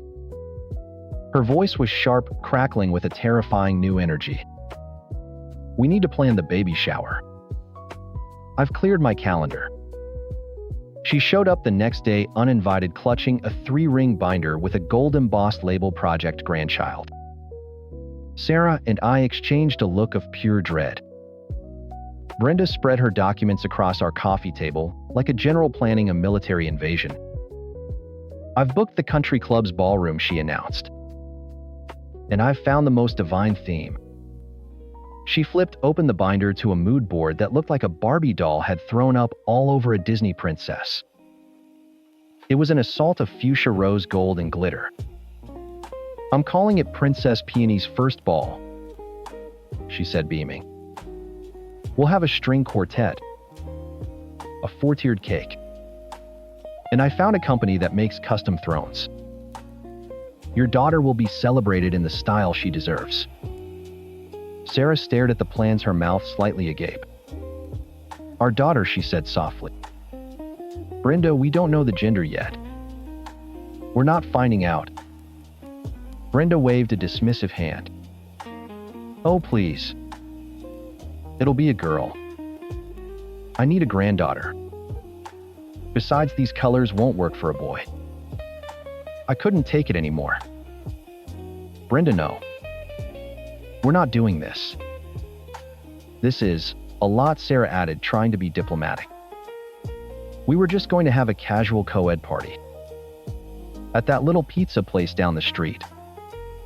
Wings Beer Pizza. Simple." Brenda looked at us as if we'd suggested holding the shower in a dumpster. Her face contorted with disgust. "Pizza? You want to welcome my Time's grandchild into the world with pizza? That is the tackiest thing I have ever heard. You are embarrassing this family before the child is even born. It's our child, our party, and our decision." I said, my voice flat and cold. "We're having a pizza party. You can come or not, but the Pink Palace isn't happening." The silence was heavier than a gravestone. She slowly packed her binder, her movement stiff with rage. She walked to the door, paused with her hand on the knob, and gave me that same look I remembered from when I was 12, a look that said I was nothing more than an obstacle to her fantasy. "You'll regret this," she whispered, and left, slamming the door behind her. The week leading up to the shower was eerily quiet. Too quiet. I kept waiting for the other shoe to drop, but there were no angry texts, no dramatic voicemails. She RSVP'd yes, and that was it. I let myself believe for a foolish moment that she had actually listened. Then, 3 days before the party, my sister Chloe called. Her voice was a low conspiratorial hiss. "Dylan, you need to sit down." "What is it?" "I have a friend who works at Elegant Events, that big party rental place downtown. She just told me something. Brenda was in there yesterday." The cold knot in my stomach was back. And and she placed a massive order. For this Saturday morning. Delivery to Larocco's Pizza at 9 a.m. Our party didn't start until noon. What was the order, Chloe? I asked, already knowing the answer. 200 yards of pink and gold tulle, she said, her voice grim. 3 dozen floral centerpieces with peonies. A 6-foot-tall balloon arch. And Dylan. She rented a gold throne. The throne was the detail that broke me. Not the pink fabric or the avalanche of flowers. It was the image of my unborn child, a helpless prop being placed on a gaudy golden throne for Brenda's Instagram feed. Okay. I said into the phone, my voice low and dangerously calm. We're going to war. A conference call was convened. Me, Sarah, Chloe, and Sarah's best friend Maya, who had the organizational skills of a 4-star general. We named our mission Operation Pepperoni Over Peonies. The plan was audacious, bordering on insane, and absolutely necessary. Phase 1 was Chloe's job. She was the inside agent. She won't suspect a thing from me, Chloe said, a grim satisfaction in her voice. I've spent 25 years mastering the art of placating her. Let me work. 2 hours later, Chloe called me back. The bait is laid, she whispered. I told her I was so moved by her generosity that I booked us a surprise mother-daughter spa morning before the shower. A thank you for all her hard work. Manicures, blowouts, the works. At a salon clear across town. She ate it up with a spoon. What time's the appointment? I asked. 10:30 sharp. She'll be out of commission until at least 11:45. That gave us our window. A small one, but a window nonetheless. My job was to handle the venue. I called Tony Larocco, the owner of the pizza place, a gruff old guy who'd known my dad for years. I explained the situation as delicately as I could. So let me get this straight, Tony said, a smile in his voice. Your stepmom is trying to turn my place into some kinda princess castle against your will. That's the short version, yeah. A deep rumbling laugh came through the phone. My wife would kill me if I let that happen. The back door will be unlocked for you at 10. Do what you gotta do, kid. This is gonna be better than Sunday football. Saturday morning, 10 a.m. Maya, Sarah, and I pulled up to the back of Larocco's. The moment I pushed the door open, the smell hit me. Not garlic and oregano, but the sickeningly sweet scent of 1,000 peonies and Brenda's gardenia perfume. The place was unrecognizable. It was a Barbie hellscape. Pink tulle was draped from the checkered tablecloths. Gold spray-painted branches sat in vases on every table. The balloon arch blocked the entrance to the men's room. And there against the wall with the vintage photos of the Italian national soccer team sat the throne. It was gold covered in red velvet and looked like it had been stolen from a low-budget medieval fair. Oh my God. Sarah breathed, her hand on her belly. She actually did it. Not for long, Maya said, snapping on a pair of rubber gloves and pulling out a box cutter. Let's move. For the next hour and a half, we worked like a pit crew. We didn't just dismantle. We erased. Tulle was ripped down and shoved into trash bags. The floral arrangements were boxed up and stacked by the back door. Maya, a demon of efficiency, directed traffic, pointing and commanding. Dylan, get the throne. Sarah, you're on balloon duty. Pop every last one of them. The popping of balloons was the most satisfying sound I'd ever heard. We loaded every last scrap of Brenda's party into the back of my pickup truck. Then we put up our own decoration, simple strings of white lights, a single chalkboard sign that read "Welcome Baby Miller," and a stack of board games on each table. We transformed it back into a pizza parlor in under 90 minutes. By 1:50 a.m., we were done sweating and laughing. The first guests were due in 10 minutes. Chloe texted me times Ida, 2 minutes. She looks like a real housewife. Get ready. Asterisk. We took our positions.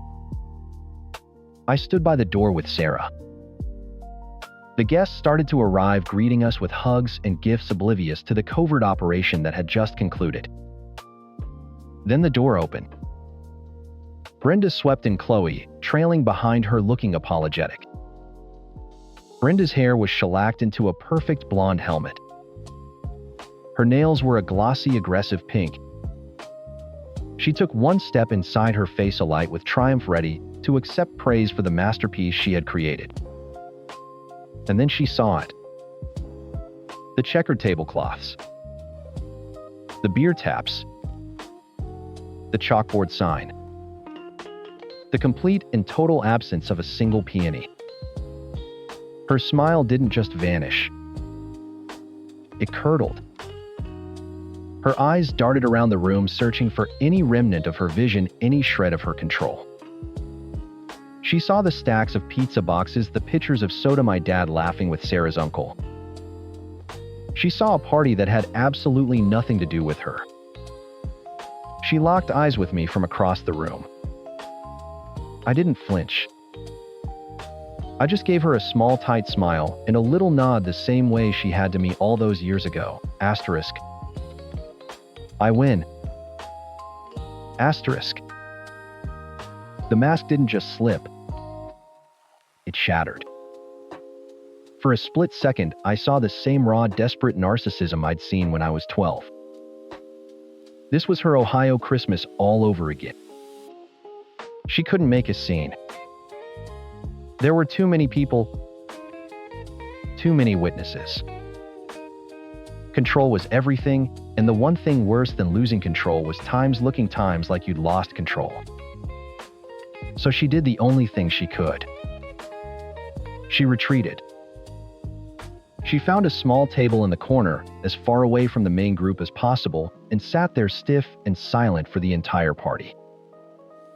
She didn't speak to Sarah. She didn't touch a gift. She didn't once acknowledge the baby she had supposedly been so excited to welcome. When people came over to say hello, she offered one-word answers, her gaze fixed on a spot on the wall. The grand architect of Project Grandchild looked at my glowing pregnant fiancé with the same disinterest she'd show a piece of furniture. It was the most honest she had ever been. Her interest had vanished the second her stage was struck. It was never about the baby. It was only ever about her. The golden child had failed, the replacement prop had refused to cooperate, and now there was nothing left for her to use. So she sulked. She left without saying goodbye. Later that evening, sitting in our nursery-to-be, amid a mountain of gifts, Sarah leaned her head on my shoulder. "We did it," she said softly. "Yeah," I said, looking around the quiet room. "We did." I thought about that night on Christmas Eve, standing between Brenda and my sister, a small boy trying to protect his family, and I thought about today, standing in that pizza parlor, a grown man doing the exact same thing. Some things never change, but some things have to. "I'm done.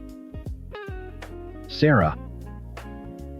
I said the words, feeling heavier and lighter than any I'd ever spoken. No more holidays. No more phone calls. She's not getting a chance with this baby. She tried to steal my childhood. She's not getting her hands on our kids. Sarah squeezed my hand. "I know," she said. "It's the right thing to do." The cycle was broken. The door was closed. Outside, the world was quiet, and for the first time in a long time, my life felt completely and finally my own. Story 6. I'm sure, in his version of the story, I'm the villain. The cold, cheating girlfriend who threw away 6 years for no reason. And maybe I am. Maybe there's no excuse for what I did. But the story didn't start the night he found out. It started years before, in the silence that filled our apartment. We met when we were 19. We were kids, basically. We moved in together a year later, adopted 2 dogs, and started playing house. It was fun. It was exciting. We were building a life. But somewhere along the line, the game ended and we were just there. Living in the same space, sharing the same bills, but not sharing a life anymore. The person I fell in love with, the one who couldn't keep his hands off me and would talk to me for hours about nothing, he just sort of disappeared. He was replaced by a quiet, predictable roommate who sat on the other end of the couch, scrolling on his phone. The silence was the worst part. It wasn't a comfortable, peaceful silence. It was heavy. It was the sound of everything unsaid, every problem we were ignoring. I tried to talk to him so many times. I'd say I feel like we're just roommates, or I feel really lonely even when you're right here. He'd look up from his phone, give me this tired look, and say, I know. I'm working on it. But working on it was never real effort. It was him trying to check boxes off a list. One time, after a big talk where I cried and told him I felt invisible, he scheduled a date night for the following Friday. He made a reservation and everything. But the whole dinner he was quiet. He asked about my day like he was my boss doing a performance review. There was no spark, no connection. It felt like a chore he had to complete. He'd buy me flowers after an argument, or give me a compliment that sounded like he'd read it from a script. He was putting a Band-Aid on a broken bone. He didn't see that I wasn't asking for a date night. I was asking for him. I was drowning. And he was telling me he'd get me a glass of water later. I felt so powerless in my own home. My life was this boring, stagnant routine, and I felt like a piece of the furniture. So I did something for myself. I joined a gym. It sounds cliché, I know. But I needed a place to go where my only goal was to be stronger. I needed to feel in control of something, and my own body was the only thing left. That's where I met him. My trainer. Let's call him Alex. Alex was the first person in years who actually saw me. Not Mark's girlfriend of 6 years, not the other half of a couple, just me. He noticed when I pushed myself to lift a little heavier. He'd say your form was perfect on that last set. He listened when I babbled about my stressful day at work. He'd laugh at my stupid jokes, a real genuine laugh. It was just attention. That's all it was at first, but I was starving for it. I was so desperate for someone to look at me and see a person, not an obligation. The Instagram DMs started innocently. He sent me a link to a video on workout form. I sent him a meme about leg day.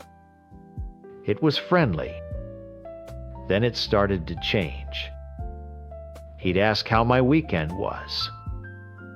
I'd tell him it was boring, just me and Mark on the couch, not talking. He'd say, that's a waste of a fun person. No one had called me a fun person in years. Soon we were talking every day. All day. I'd be at my desk at work, smiling at my phone like an idiot. He made me feel smart and funny and beautiful. He made me feel wanted. I had completely forgotten what that felt like. The good morning texts became the best part of my day. The good night texts were the last thing I saw before I fell asleep. I knew it was wrong. Of course I did. But I built a wall around it in my head. This wasn't my real life, I told myself. My real life was the silent apartment, the 2 dogs, the roommate who used to be my boyfriend. The DMs with Alex were a fantasy world, a secret garden I could run away to when the quiet at home got too loud to bear. Then he asked for a picture. Not a gym selfie, a real picture. I sent one and he replied, "You're so beautiful." My heart did a thing it hadn't done in forever. It wasn't long before the sexting started. And the pictures.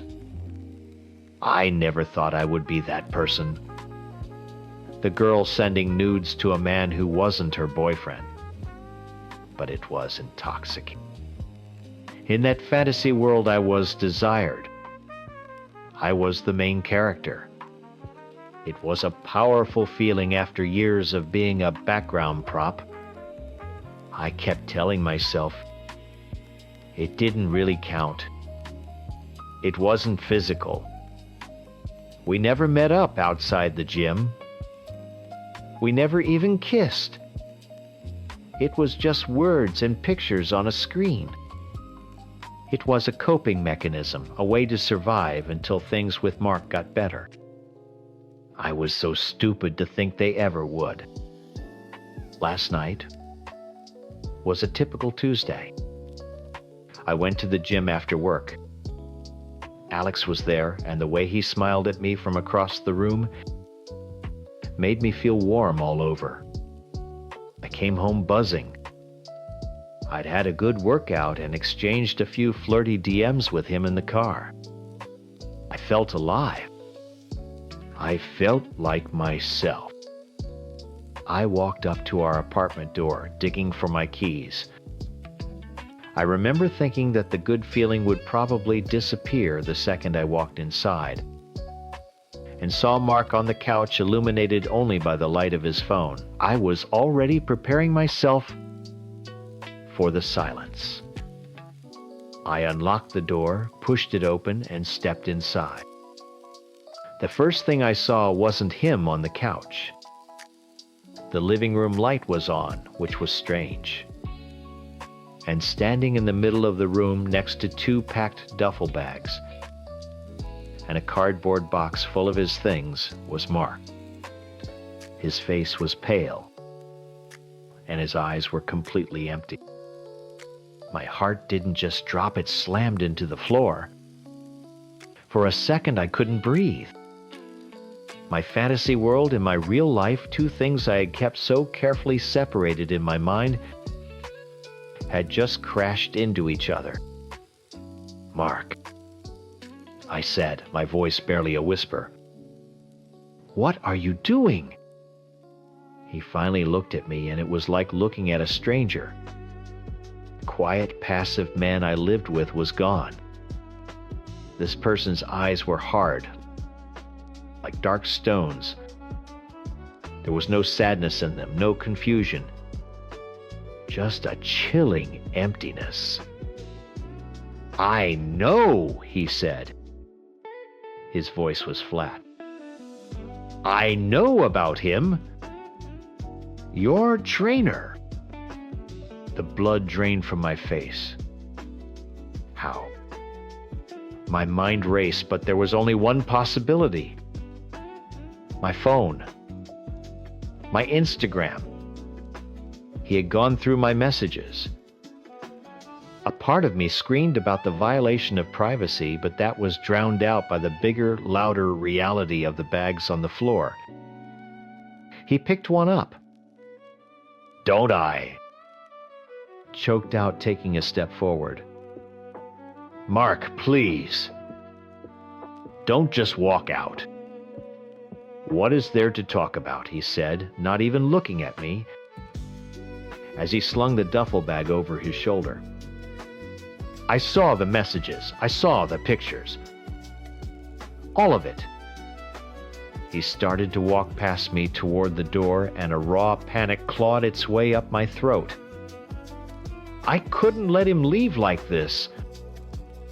Not in the middle of the night, not with this cold, hard silence between us. I grabbed his arm. "Please," I begged, and I hated how pathetic I sounded. "Just come back inside. Don't go tonight. We can talk in the morning. Please just give me a chance to explain. I need you to understand. I wasn't trying to save us. I think I knew in that moment that it was already over. But I couldn't let our 6 years end with him walking out in disgust without ever knowing the whole story.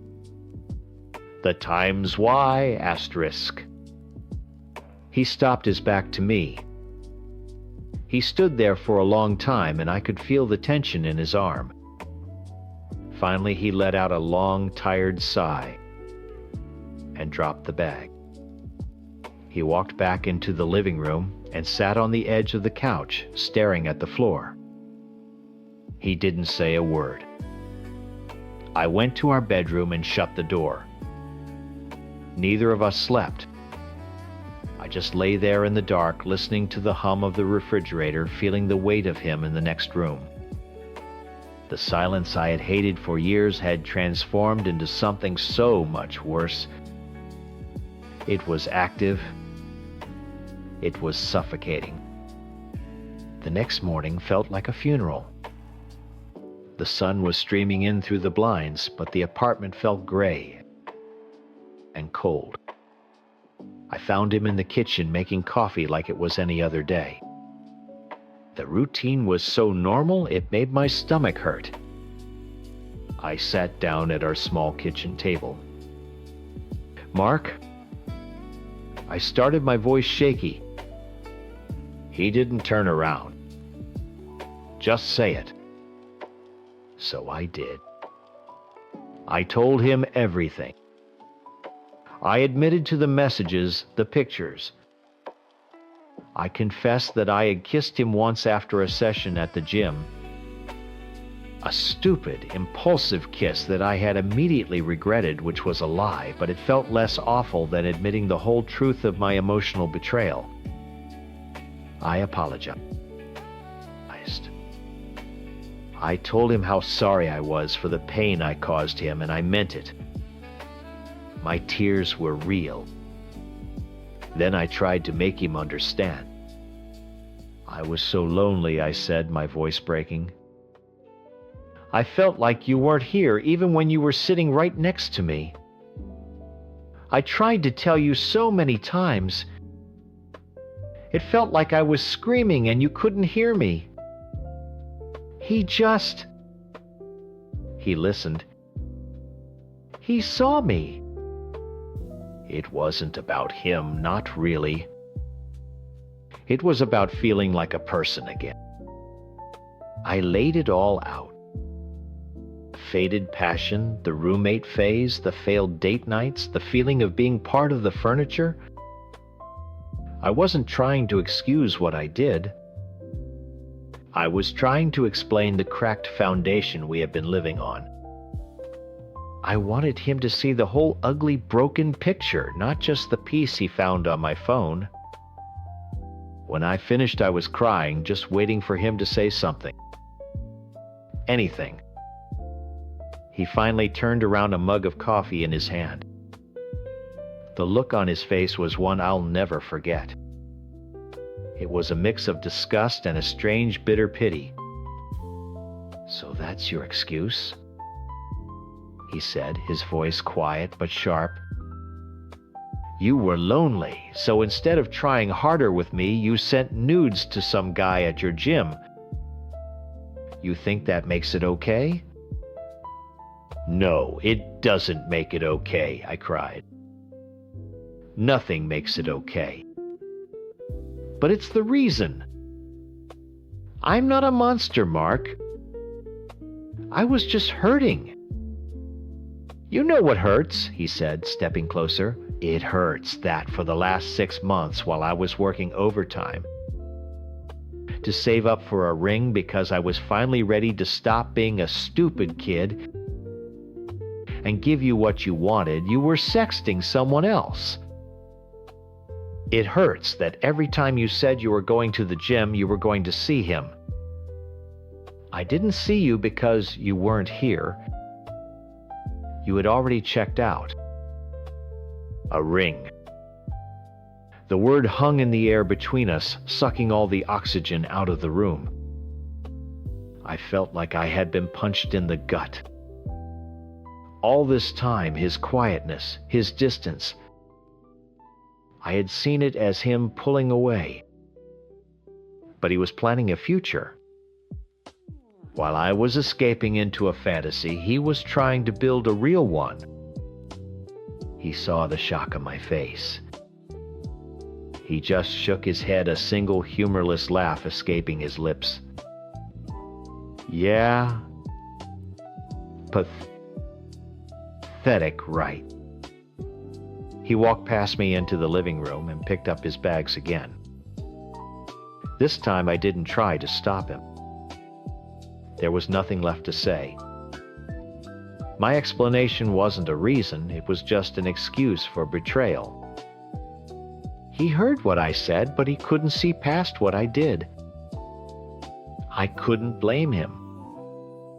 He paused at the door. "The dogs." He started, his voice thick for the first time. "I'll take care of them," I said quickly. "You can see them whenever you want." He nodded, not looking at me. And then he opened the door and walked out. The click of the lock was the loudest sound I've ever heard. I stood there in the middle of my apartment for I don't know how long. Then one of the dogs, our goofy golden retriever, came over and nudged my hand with his wet nose, whining softly. And I just collapsed. Now I'm surrounded by the aftermath. The apartment is too big for one person. His side of the closet is empty. His favorite mug is still sitting by the sink. I'm left with the 2 dogs who keep looking at the door, waiting for him to come home. And I'm left with the silence. The same silence I hated, the one I ran from. But it's different now. It's not the silence of a relationship dying. It's the silence of a relationship that's already dead. He got what he always seemed to want: peace and quiet. And I'm left with a ghost of a man I loved but couldn't reach in a life I single-handedly destroyed. Story 7. I know what he told you. I'm the monster. The cheating wife who blew up our perfect little family for no reason. I'm sure he painted himself as the devoted dad. The struggling student, the man who did everything right only to be betrayed in the worst way possible. He's good at that, playing the victim. He's had a lot of practice. What he probably didn't tell you is what our life was really like for the last few years. It wasn't a marriage. It was a business arrangement where I was the silent partner who funded the entire operation. We'd been together for 11 years, married for 4. I loved him, or at least I loved the man he used to be. But somewhere along the line, we stopped being partners and started being co-workers in the business of running a household. My job is demanding. I manage a big team. I travel. And the pressure is constant. I'd come home, my brain fried from putting out fires all day, and I'd try to talk to him about it.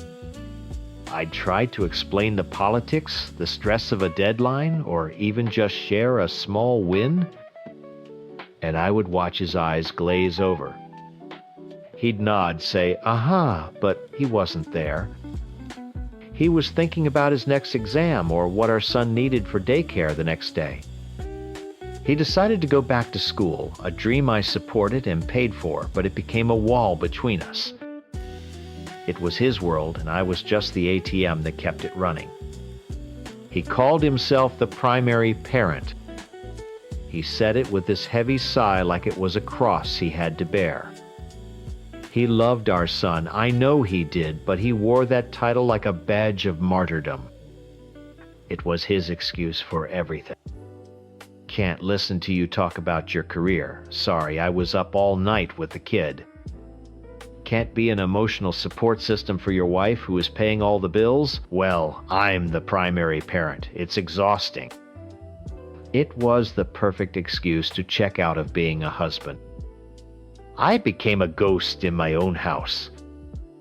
I provided the money, I managed the schedules, I made sure everything ran smoothly.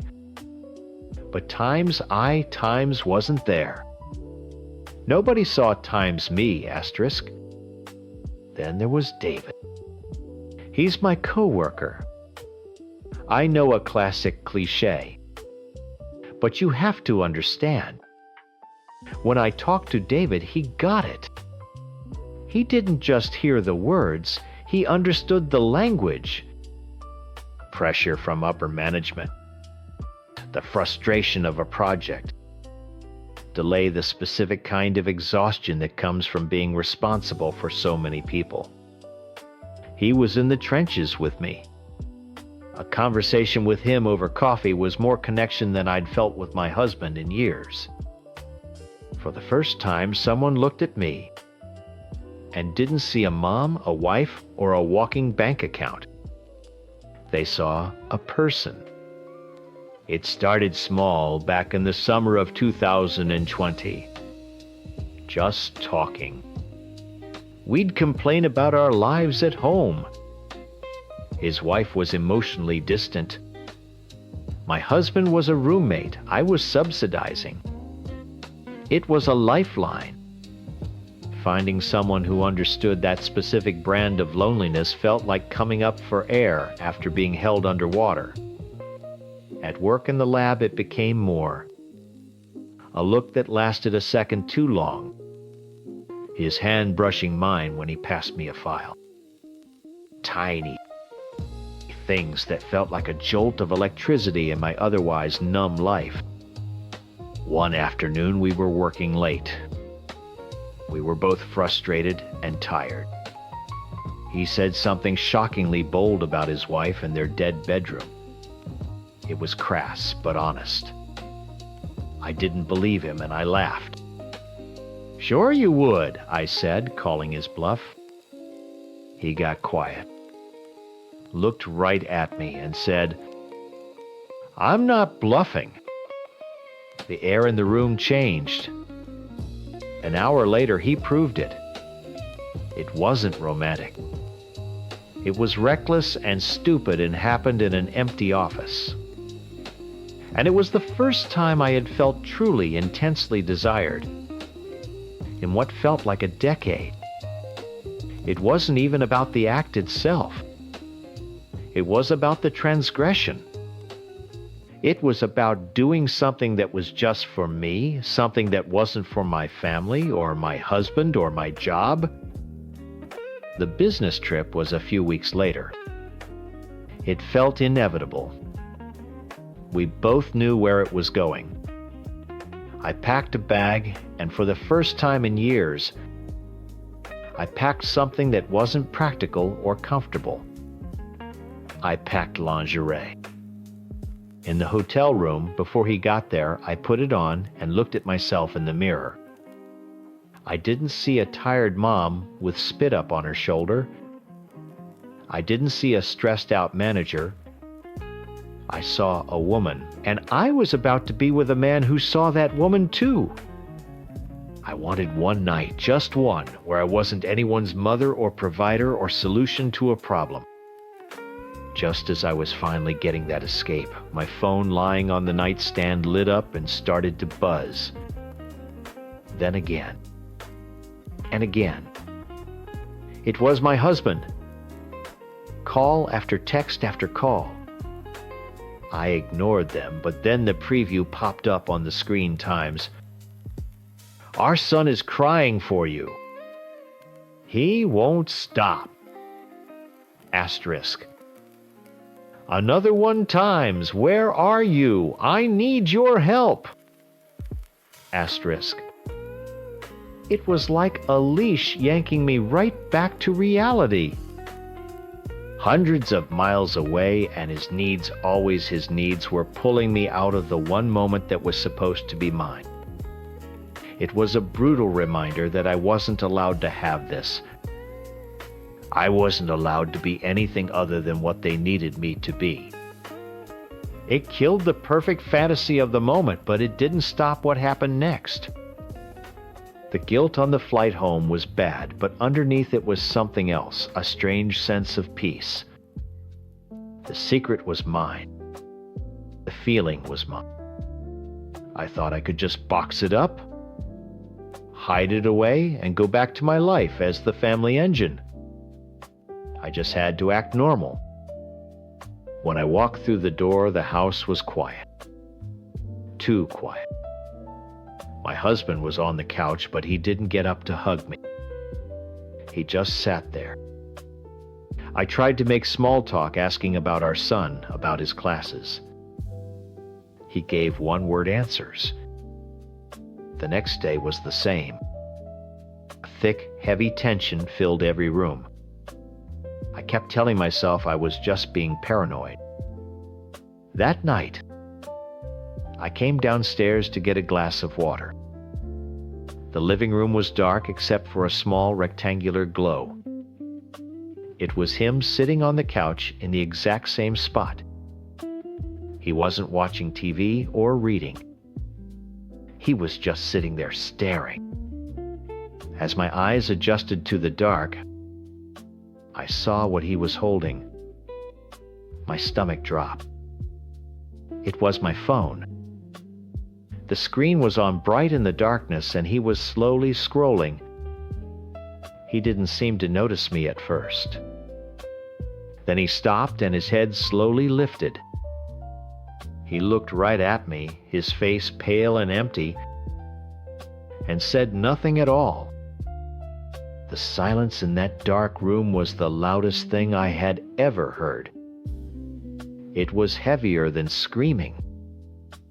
I felt like the air had been sucked out of my lungs. I just stood there, clutching my empty glass, waiting for him to explode. But he didn't. He just kept that blank, dead look on his face. "Who is he?" he finally asked. His voice was flat. No anger, no sadness, just nothing. And the craziest thing happened. I felt a wave of relief. The hiding was over. The lying was over. I was so tired of carrying the weight of it all, of pretending to be the perfect wife and mother, while a part of me was screaming inside. "His name is David," I said. "He's on my team at work." I thought that would be the start of a real conversation. I thought he'd ask me times why, asterisk. Why was I so unhappy? What had gone so wrong between us that I would do something like this? I was ready to tell him everything. About the loneliness, about feeling invisible, about being nothing more than a walking, talking paycheck that kept his life afloat. But he never asked. Instead, he started an interrogation. When did it start? What did you do? Where did it happen? He wanted a play-by-play. He wanted every single graphic detail from the office to the hotel room. It wasn't the sound of a heartbroken husband trying to understand his wife's pain. It was the sound of a prosecutor gathering evidence for a trial. He wanted to know exactly how he had been wronged, so he could build his case against me. I told him everything because, at that point, what did it matter? The damage was done. With every detail I gave him, I could see him building the narrative in his head. He was the good guy, the victim. I was the monster. In the weeks that followed, our house became a different kind of prison. The quiet tension was gone, replaced by this awful forced effort. Suddenly, he was Mr. Attentive. He wanted to know about my day. He'd make dinner. And he wanted sex. All the time. At first I thought maybe it was his way of trying to reconnect, to reclaim what we'd lost. But it didn't feel like that. It didn't feel like passion or love. It felt possessive.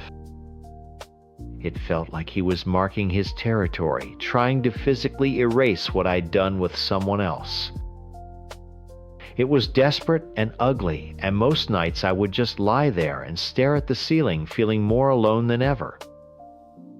He started going to therapy. He announced it one night like he was receiving an award. "I'm getting help to process this trauma," he said.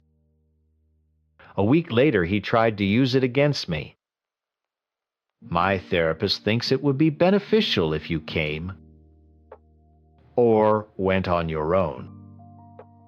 When I said no, he scoffed. "You're just too weak to face what you did, aren't you?" Weak! I wanted to scream. Why would I pay a stranger $100 an hour to sit in a room and tell me what everyone else already has? He told my mother and my brother. I came home one day and knew just by the way he was looking at me. My phone buzzed. It was my mom.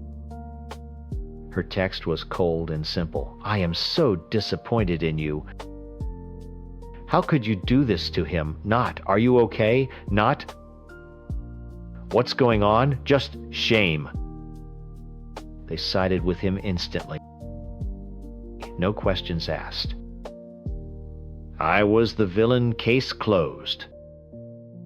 So no, I wasn't going to therapy to have another person validate his victimhood and tell me I was a bad person.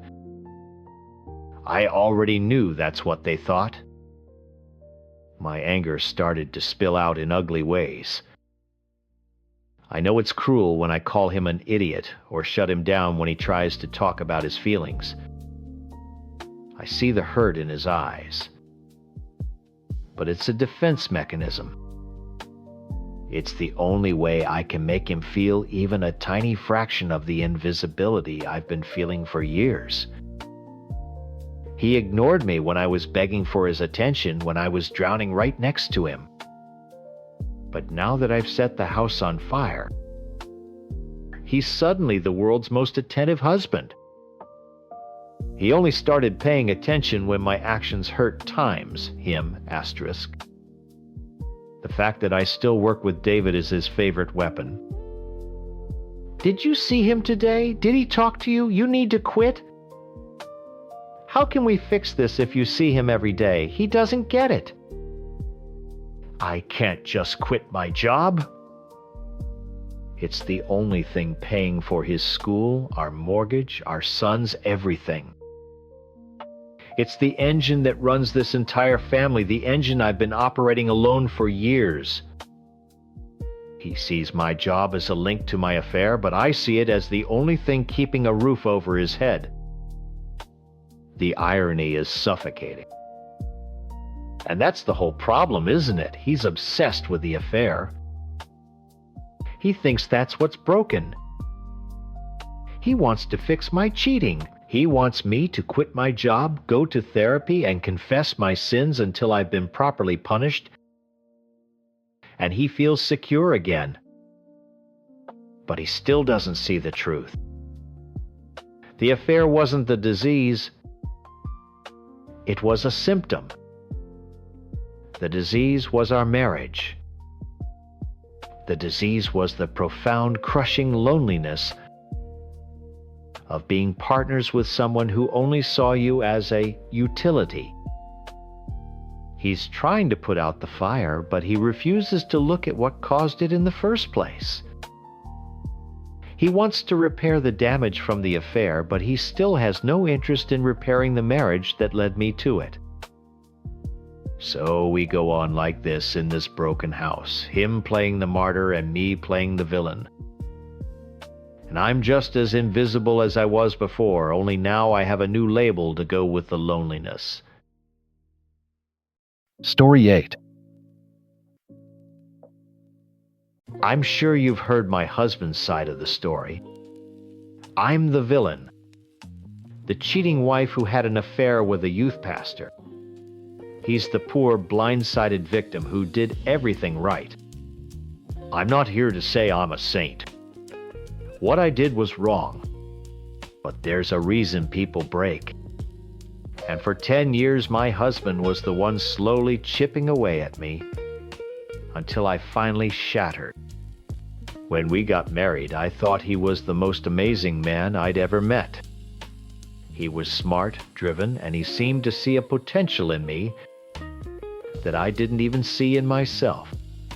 At first, it was sweet. But that sweetness slowly turned into a project plan. I wasn't his wife. I was his fixer-upper. His love came with a to-do list. It started small. Let's go to the gym together, he'd say. It sounded like a nice couple activity, but it was always followed by a comment about my progress or lack thereof. It wasn't about being healthy together. It was about me not being thin enough for him. Then it was about my job. I worked as a receptionist, and I liked it.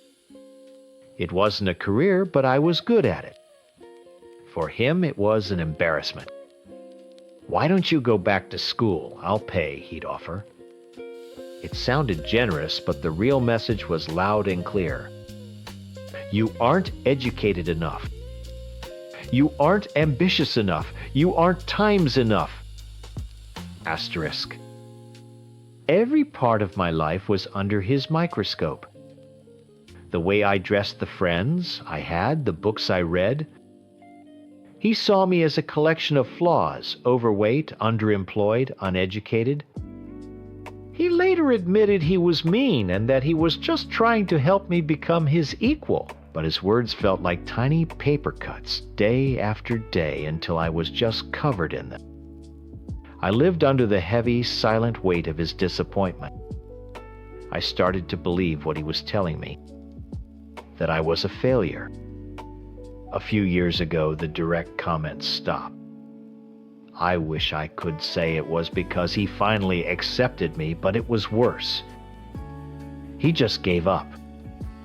He retreated into his own world of academic studies and work, and our home became a library of silence. He remembers that time as being good. He's told people we had good conversation and good sex. I remember routine.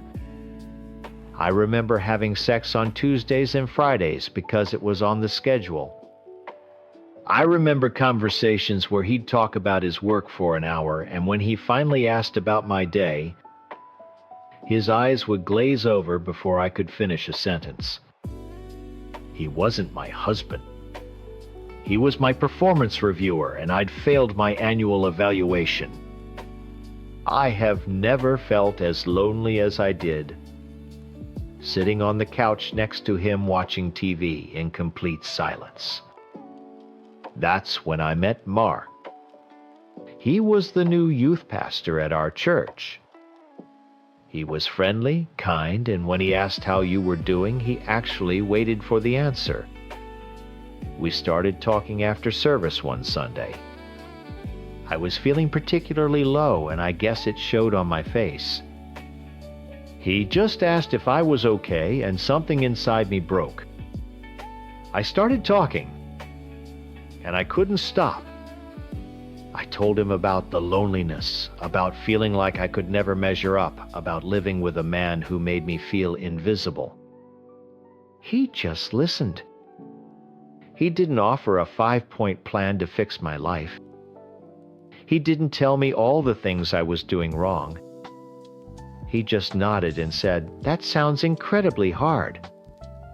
I'm so sorry you're going through that." For the first time in years, I felt seen. I felt heard. He told me my feelings were valid. He told me I deserved to be happy. It started with coffee after church. Then it turned into texting during the week. He became the person I told everything to. He was my friend. He took my side, something my own husband never did. Was it an affair? Yes. It became one. And I know it was a betrayal. I live with that guilt every single day.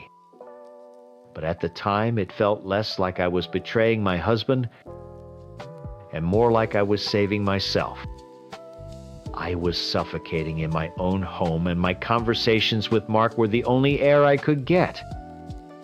I was so desperate for someone to tell me I was okay just the way I was that I took that validation from the first person who offered it without thinking about the consequences.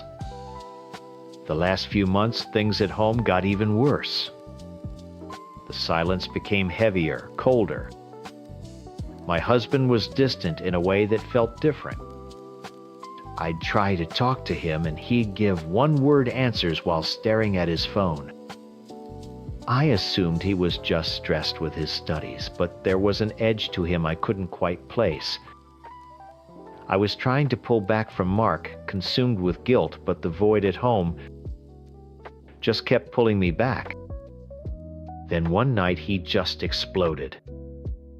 He came at me out of nowhere, accusing me of not loving him, of him not being important to me. He listed all the things he'd done for me, all the ways he'd tried to help me. The fight was brutal. It was like he was reading from a script of all my deepest insecurities. Hearing him say it all out loud, accusing me of being a failure as a wife, was devastating. It was also so close to the truth of how unhappy I was that it knocked the wind out of me.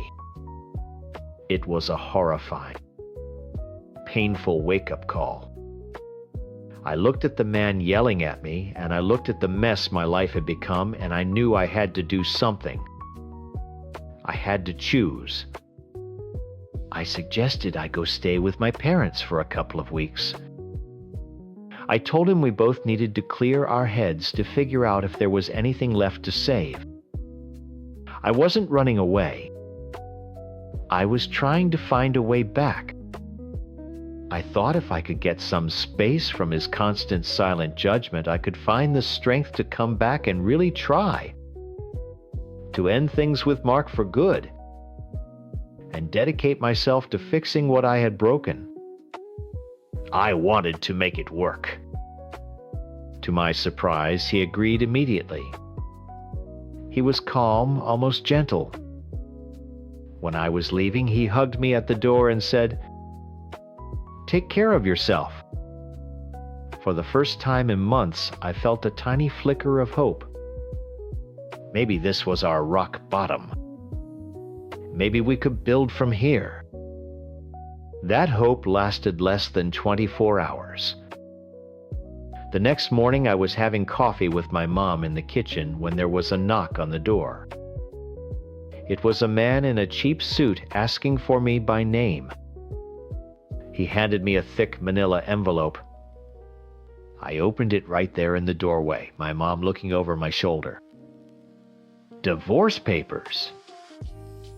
I didn't understand at first.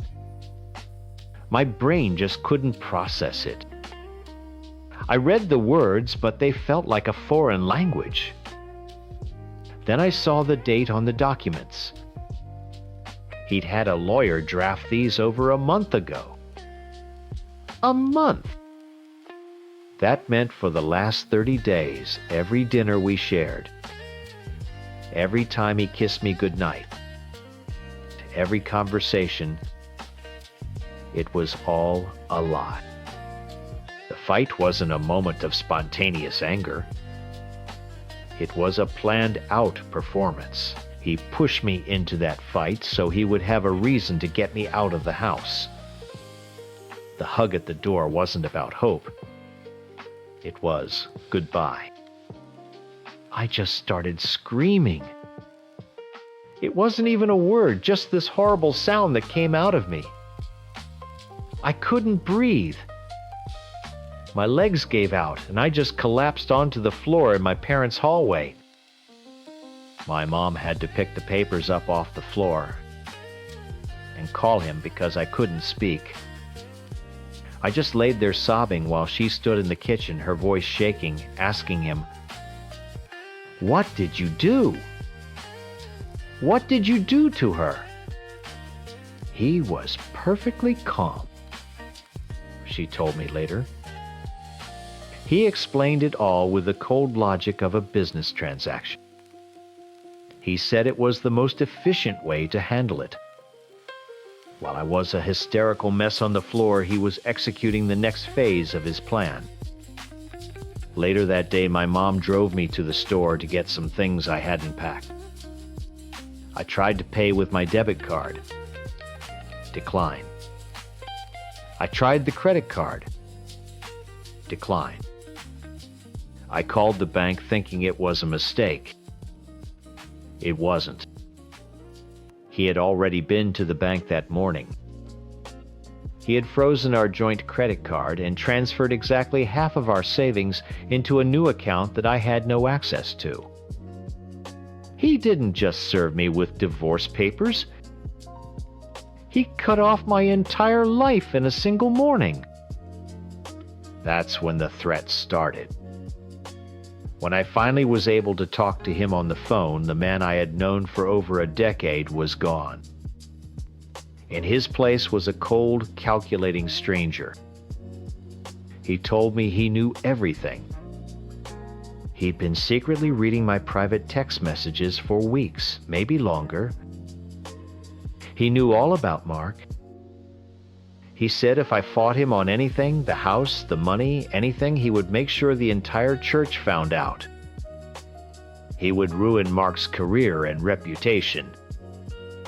And he would drag my name through the mud in court until I had nothing left. He used my affair as a weapon to guarantee my silence. He painted me as the unstable, cheating wife, and himself as the calm, rational victim who was just trying to manage a difficult situation. My mom tried to help me, calling him to figure out logistics, and he told me she was manipulating me and trying to turn me against him. He isolated me, cornered me, and made sure I was completely powerless. This wasn't a heartbroken man lashing out. This was an ambush. It was a planned military-style operation designed to cause the maximum amount of humiliation and pain. The divorce was a blur. I did what he said. My lawyer told me I could fight for more, but I was terrified. He had all the evidence, all the power, and all the control. He had spent a month planning his perfect victory while I was still trying to save our marriage. He took the house, most of the money, and our whole life together. He got to keep the narrative he had so carefully crafted, the good, patient husband who was betrayed by his ungrateful wife. The only thing I fought for was our dog, Charlie. He was a scruffy little terrier mix we'd adopted a few years back. In that silent, lonely house, Charlie was my only friend. He'd lay his head on my lap while I cried, and he was just happy to be near me. He didn't care if I was overweight or underemployed. He just loved me. My husband didn't even really want him, but he fought me on it at first just because he could. In the end, I think he gave in because it was the one thing he could use to show how generous he was. I got to keep the dog. I live in a small apartment. Just me and Charlie. Some days are so hard I can barely get out of bed. The guilt over what I did is something I'll carry forever. I betrayed my marriage, and I have to own that. But I also know that the man who planned my takedown with such breathtaking cruelty is the same man I was living with all along. The man who saw me as a project to be fixed, a problem to be solved. His love was always a transaction, and when I failed to hold up my end of the bargain by becoming the woman he wanted, he liquidated his assets. I was just an asset. I'm not a villain, and I'm not a victim. I'm just a woman who made a huge mistake while trying to escape a situation that was slowly crushing her spirit. He broke me down piece by piece for 10 years. I don't know who I am without him telling me all the ways I need to be better.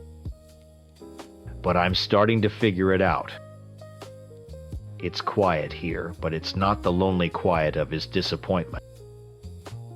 It's just quiet. And for the first time in a very long time, I feel like I can finally breathe. Story 9. I'm sure my husband has already posted his side of the story. I know how it sounds. I'm the monster who blew up a nearly 30-year marriage for a cheap affair with my boss. He probably painted a picture of our perfect life. And he wouldn't be lying. From the outside, it was perfect. We had it all. 29 years together, 26 of them married. 2 amazing kids, both grown and out of the house, good careers, a beautiful home that was finally paid off. We were even making plans for the next chapter. He was going to ease up at his company, I was going to go part-time, and we were going to travel, see the world. It was the dream everyone works for. He believes in that dream because he built it. Our life was his greatest project, and he is a perfectionist. Every holiday was perfect. Every family photo was perfect. Our finances were perfect. I was part of that perfection. The supportive wife, the loving mother, the partner who stood by his side. And for a long time, I was happy to play that part. But what he won't tell you about, because he honestly never noticed it, was the silence. After our youngest left for college, the house got quiet. And the quiet just grew and grew until it was all I could hear. Our conversations became status updates. How are the kids? Did you call the plumber? What's the plan for the weekend? He'd tell me about his day at his workshop, the projects he was tinkering with, and I'd listen. But he never really asked about me. Not really times me. Asterisk. He saw the wife, the mom, the manager of our home. He didn't see Ashley anymore. I don't think he'd looked for her in years. He loved his solitude. He'd spend hours in his shop happy in his own world, and he thought I was happy in mine. He didn't understand that my world had become incredibly lonely. I was standing right next to him, but I felt a million miles away. When he'd talk about our future, about all this time we were going to spend together, my heart would sink. It didn't sound like freedom. It sounded like a life sentence in a beautiful, empty museum. Then my boss Mark started paying attention to me. Please don't think it was some sleazy, predictable thing. It didn't start like that. It started with him asking Ashley, "What's your take on this?" during a meeting. He actually wanted my opinion. He listened when I spoke. He'd remember little things I'd said and bring them up later. It was like a drink of water after years of being thirsty. We started having lunch just to talk about work, and then it became about more than work. I felt seen. I felt interesting again. I felt real. The compliments and the flirting came later, but by then I was already hooked on the validation. I felt like myself for the first time in a decade. My husband wasn't a bad man, he just stopped seeing me. Mark saw me. He wasn't trying to be a replacement. He was just a man who made me feel like I hadn't disappeared completely. The first time we went to a hotel, it wasn't some grand, passionate decision. It was a moment of weakness that felt like a surrender. I was just so tired of feeling numb, and he made me feel something.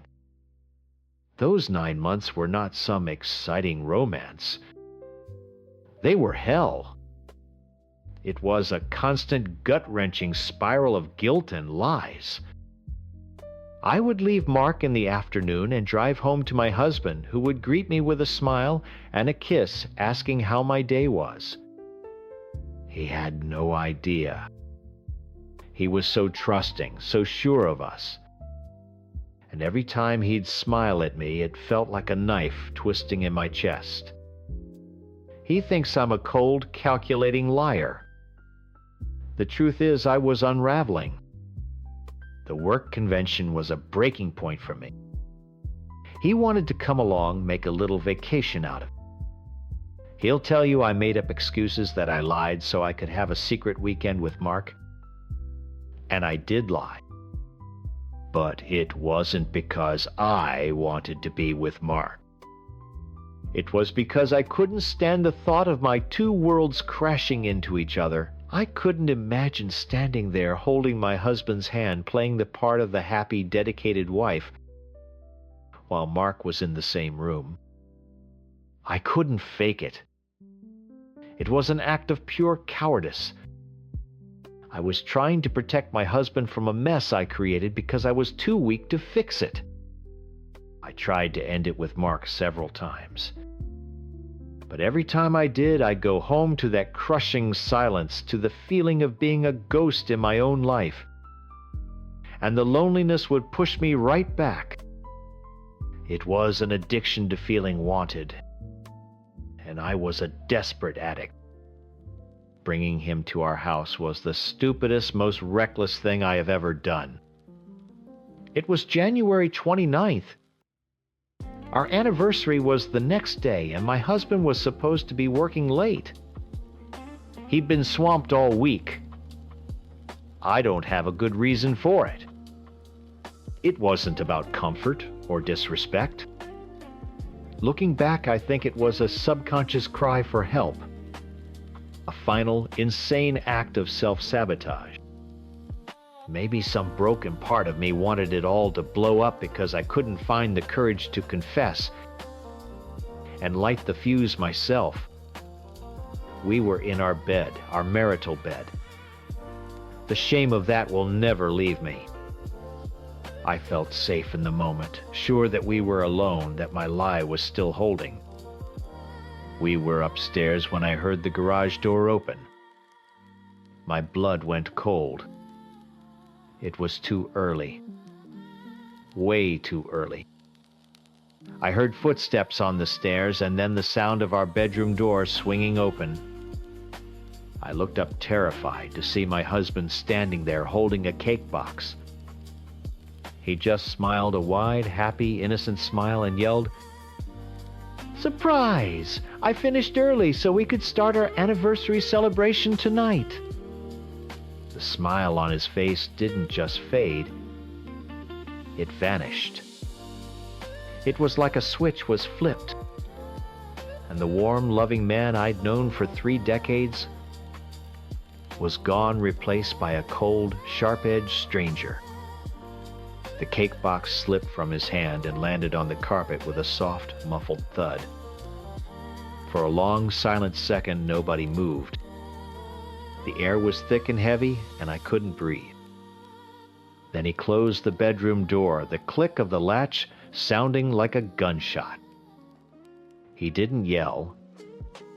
He didn't cry. That would have been easier to handle. Instead, a terrifying calm settled over him. He looked at Mark, who was trying to cover himself with a pillow, then his eyes landed on me. There was nothing in them. No anger, no sadness, just nothing. It was like looking at a stranger. "Get up," he said, his voice flat and low. He pointed at Mark's clothes, which were in a heap on a chair. "Don't touch those." He walked out of the room for a moment and came back, dragging the heavy armchair from our reading corner. He wedged it firmly against the door, then sat down, blocking our only exit. He was the judge, and we were the naked, pathetic prisoners in his courtroom. He pulled out his phone. "You're going to tell me everything he said. It wasn't a request." I started to sob, begging him to stop, to just yell at me, to throw something. Anything but this cold, controlled punishment. He just looked at me, his face a stone mask. "Start from the beginning. Both of you." And so we did. He recorded everything. He made us detail the whole 9 months. Every lie, every hotel, the convention. He made Mark explain why he did it, and he made me explain why. It wasn't about him wanting to understand. I could see it in his eyes. Every humiliating detail he extracted from us was a piece of ammunition he was collecting. He wasn't a man in pain. He was a general planning his war. The worst part came when he was done with us. He calmly picked up Mark's phone from the nightstand. I knew what was about to happen, and a different kind of terror, a primal one, shot through me. "No," I whispered, then screamed it.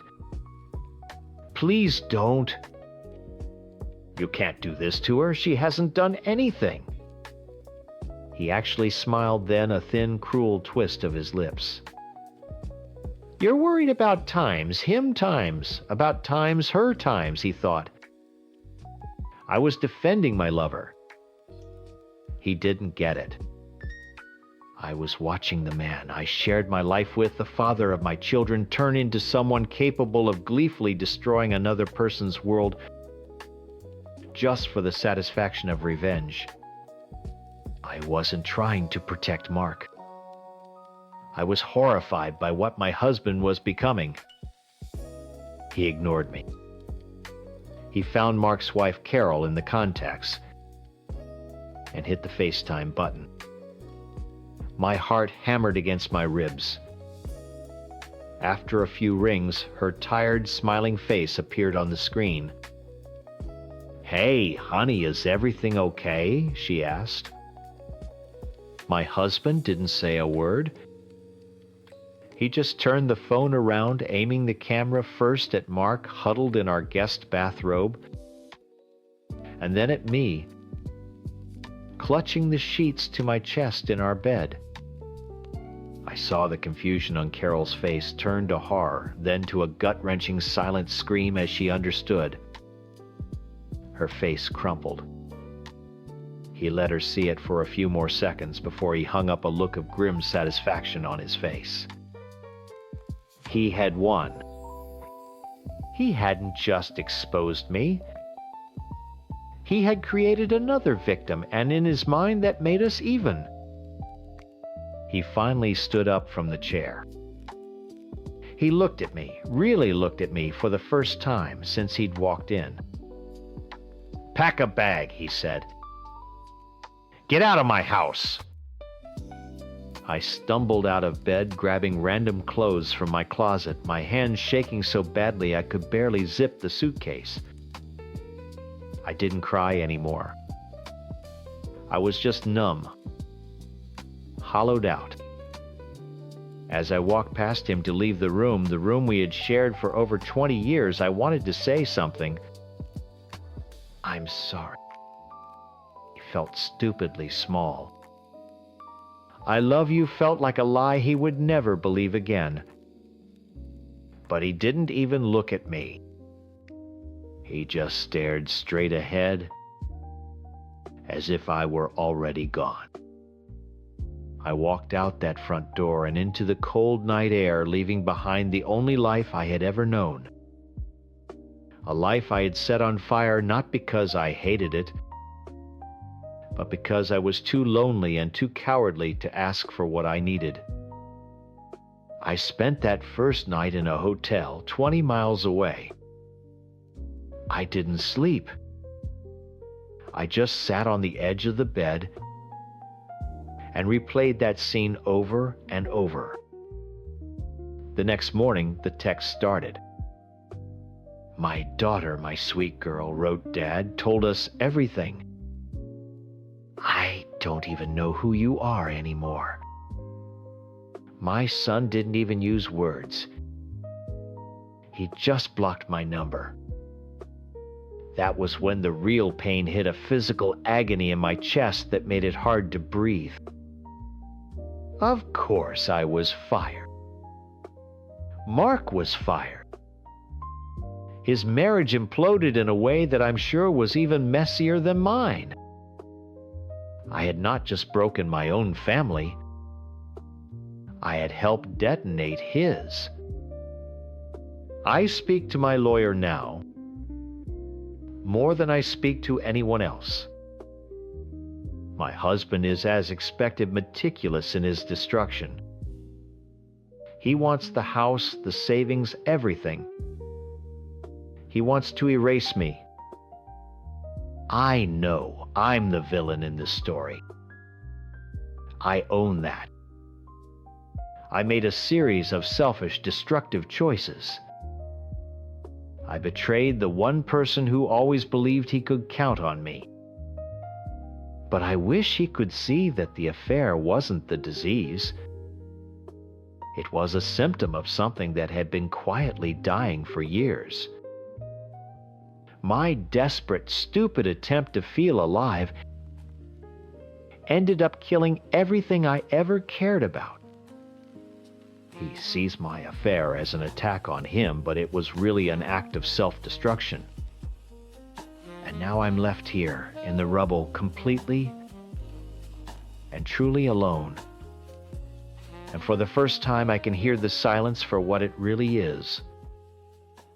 The sound of the end. Story Teen. I know what you all think of me. I'm the liar, the gold digger, the woman who tried to cash in on a man who wasn't even dead. I've seen the comments. I've heard the whispers. But you don't know him. You don't know the man I met, or the man he became, or the monster he turned into. You only know the story he wanted you to hear. When I met him, he wasn't a man. He was a ghost. We were in the same church group, and while everyone else was trying to connect, he just sat there, taking up space. He was overweight, painfully shy, and his whole life was lived through a computer screen. His mother, with her iron-fisted faith, had suffocated him into a life of online games and quiet obedience. He was kind, I could see that. But he was weak. A gentle soul lost inside a life someone else had built for him. I wasn't exactly a prize myself. I had a 2-year-old son, and my husband, my legal husband anyway, was in prison. I was just trying to keep my head above water, trying to build something clean from a messy past. I saw the goodness buried in him, and I decided to dig it out. I was the one who coaxed him away from the computer. I took him on walks, taught him how to hold a conversation that wasn't about video games, how to look someone in the eye, taught him how to live. And he blossomed. He adored my son, treated him like his own flesh and blood. For the first time in my life, I felt safe. I thought, here it is. Here is a good man I can build a real family with. Then I got pregnant. My stomach dropped to the floor. It wasn't his.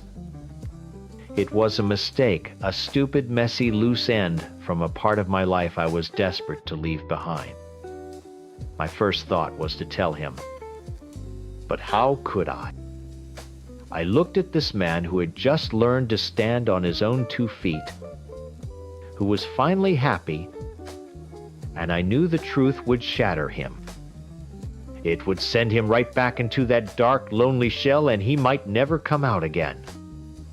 I would lose him, my son would lose the only real father he'd ever known, and this new baby would have nothing.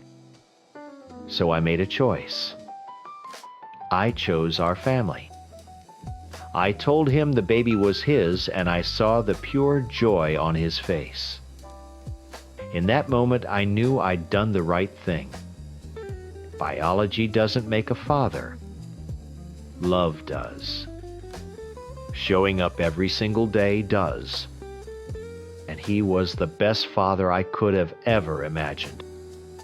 He was there for the birth, he changed diapers, he did late-night feedings. He loved that little boy with his whole heart. For 4 years we were happy. Genuinely happy. We even had twins. It was a shock, but our little house was filled with so much love and laughter, it felt like we could handle anything. He was a doting dad.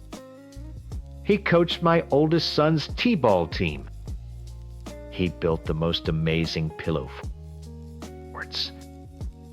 He was the man I always knew he could be, and I was so proud of the life we had built. The biological details felt like a tiny, insignificant secret compared to the big, beautiful truth of our family.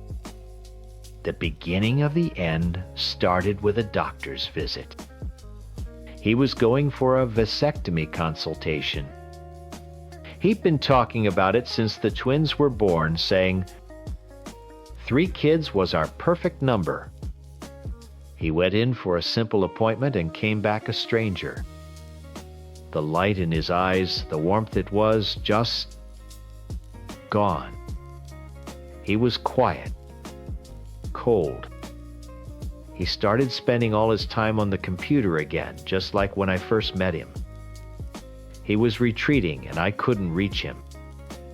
I begged him to talk to me, but it was like talking to a brick wall. He started lying.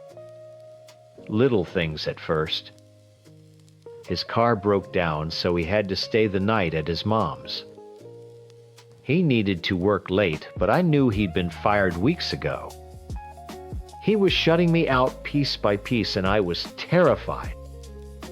I was losing the man I had saved, watching him sink back into the ghost he used to be. Finally, he told me he needed to go away for a week. A hiking trip alone. He said he needed to clear his head to be in nature and just think. My heart broke, but I agreed. I prayed it would work. I prayed he'd come back to us, back to me. The morning he left, he hugged our oldest son so tightly, and I saw tears in his eyes. He just held him and cried. I thought he was crying because he was scared of losing the beautiful family we had built. I had no idea he was crying because he had already thrown it all away. A week went by. Then 10 days. No calls, no texts. I called the police. They found his car at the trailhead, but there was no sign of him. Search parties went out. Volunteers combed the woods. Every day was a new kind of agony, waiting for a call that I both dreaded and prayed for. The police finally told me to prepare for the worst, that he probably had an accident, a fall, that he was gone. My world ended. But the nightmare was just beginning. A few weeks later, I went to the grocery store and my debit card was declined. I tried a credit card. Declined. Confused and embarrassed, I left the card in the aisle and went straight to the bank. The teller looked at me with pity in her eyes. The joint savings account was empty. The checking account was empty. Every single credit card we shared was maxed out to the limit. It wasn't just a few $1,000s. It was everything. Over $100,000 gone. I felt the blood drain from my face. It all clicked into place in one horrible, sickening moment. The coldness. The lies. The hiking trip. He hadn't gotten lost. He hadn't fallen off a cliff. This was planned. He had systematically and deliberately drained every penny we had, leaving me and his 3 children with absolutely nothing. The man I loved hadn't just died. A monster had burned our whole world to the ground on his way out the door. The year that followed was hell on earth. I had 3 small children, no husband, and not a dime to my name. I had to go on Facebook, my cheeks burning with shame, and create a fundraiser just to buy diapers and formula. I swallowed my pride and begged friends from church for gas money and groceries. Every single day was a struggle to keep our heads above water, to shield the kids from how terrified I was. My oldest son kept asking when Daddy was coming home from his hike. What do you say to that? How do you explain a cruelty that you can't even understand yourself? Through it all, his mother was my rock. She was a saint. She knew her son, knew the lonely, fragile man he was before I came along. She saw the happy family we had built. And to her, that was all that mattered. The boys were her grandbabies, period. She helped as much as she could, but she didn't have much. The life insurance was our only hope. It felt like justice. It was the security he had promised his children, the future he had so carefully and methodically stolen from them. I paid every single premium that year with money I barely had. Each payment was a prayer and a promise I will not let you destroy them. The day of the hearing felt like the end of a long, dark tunnel. We weren't in a big courtroom, just a small, stuffy office with the insurance company's lawyers. His mom sat next to me holding my hand, her knuckles white. I could feel my heart pounding in my chest.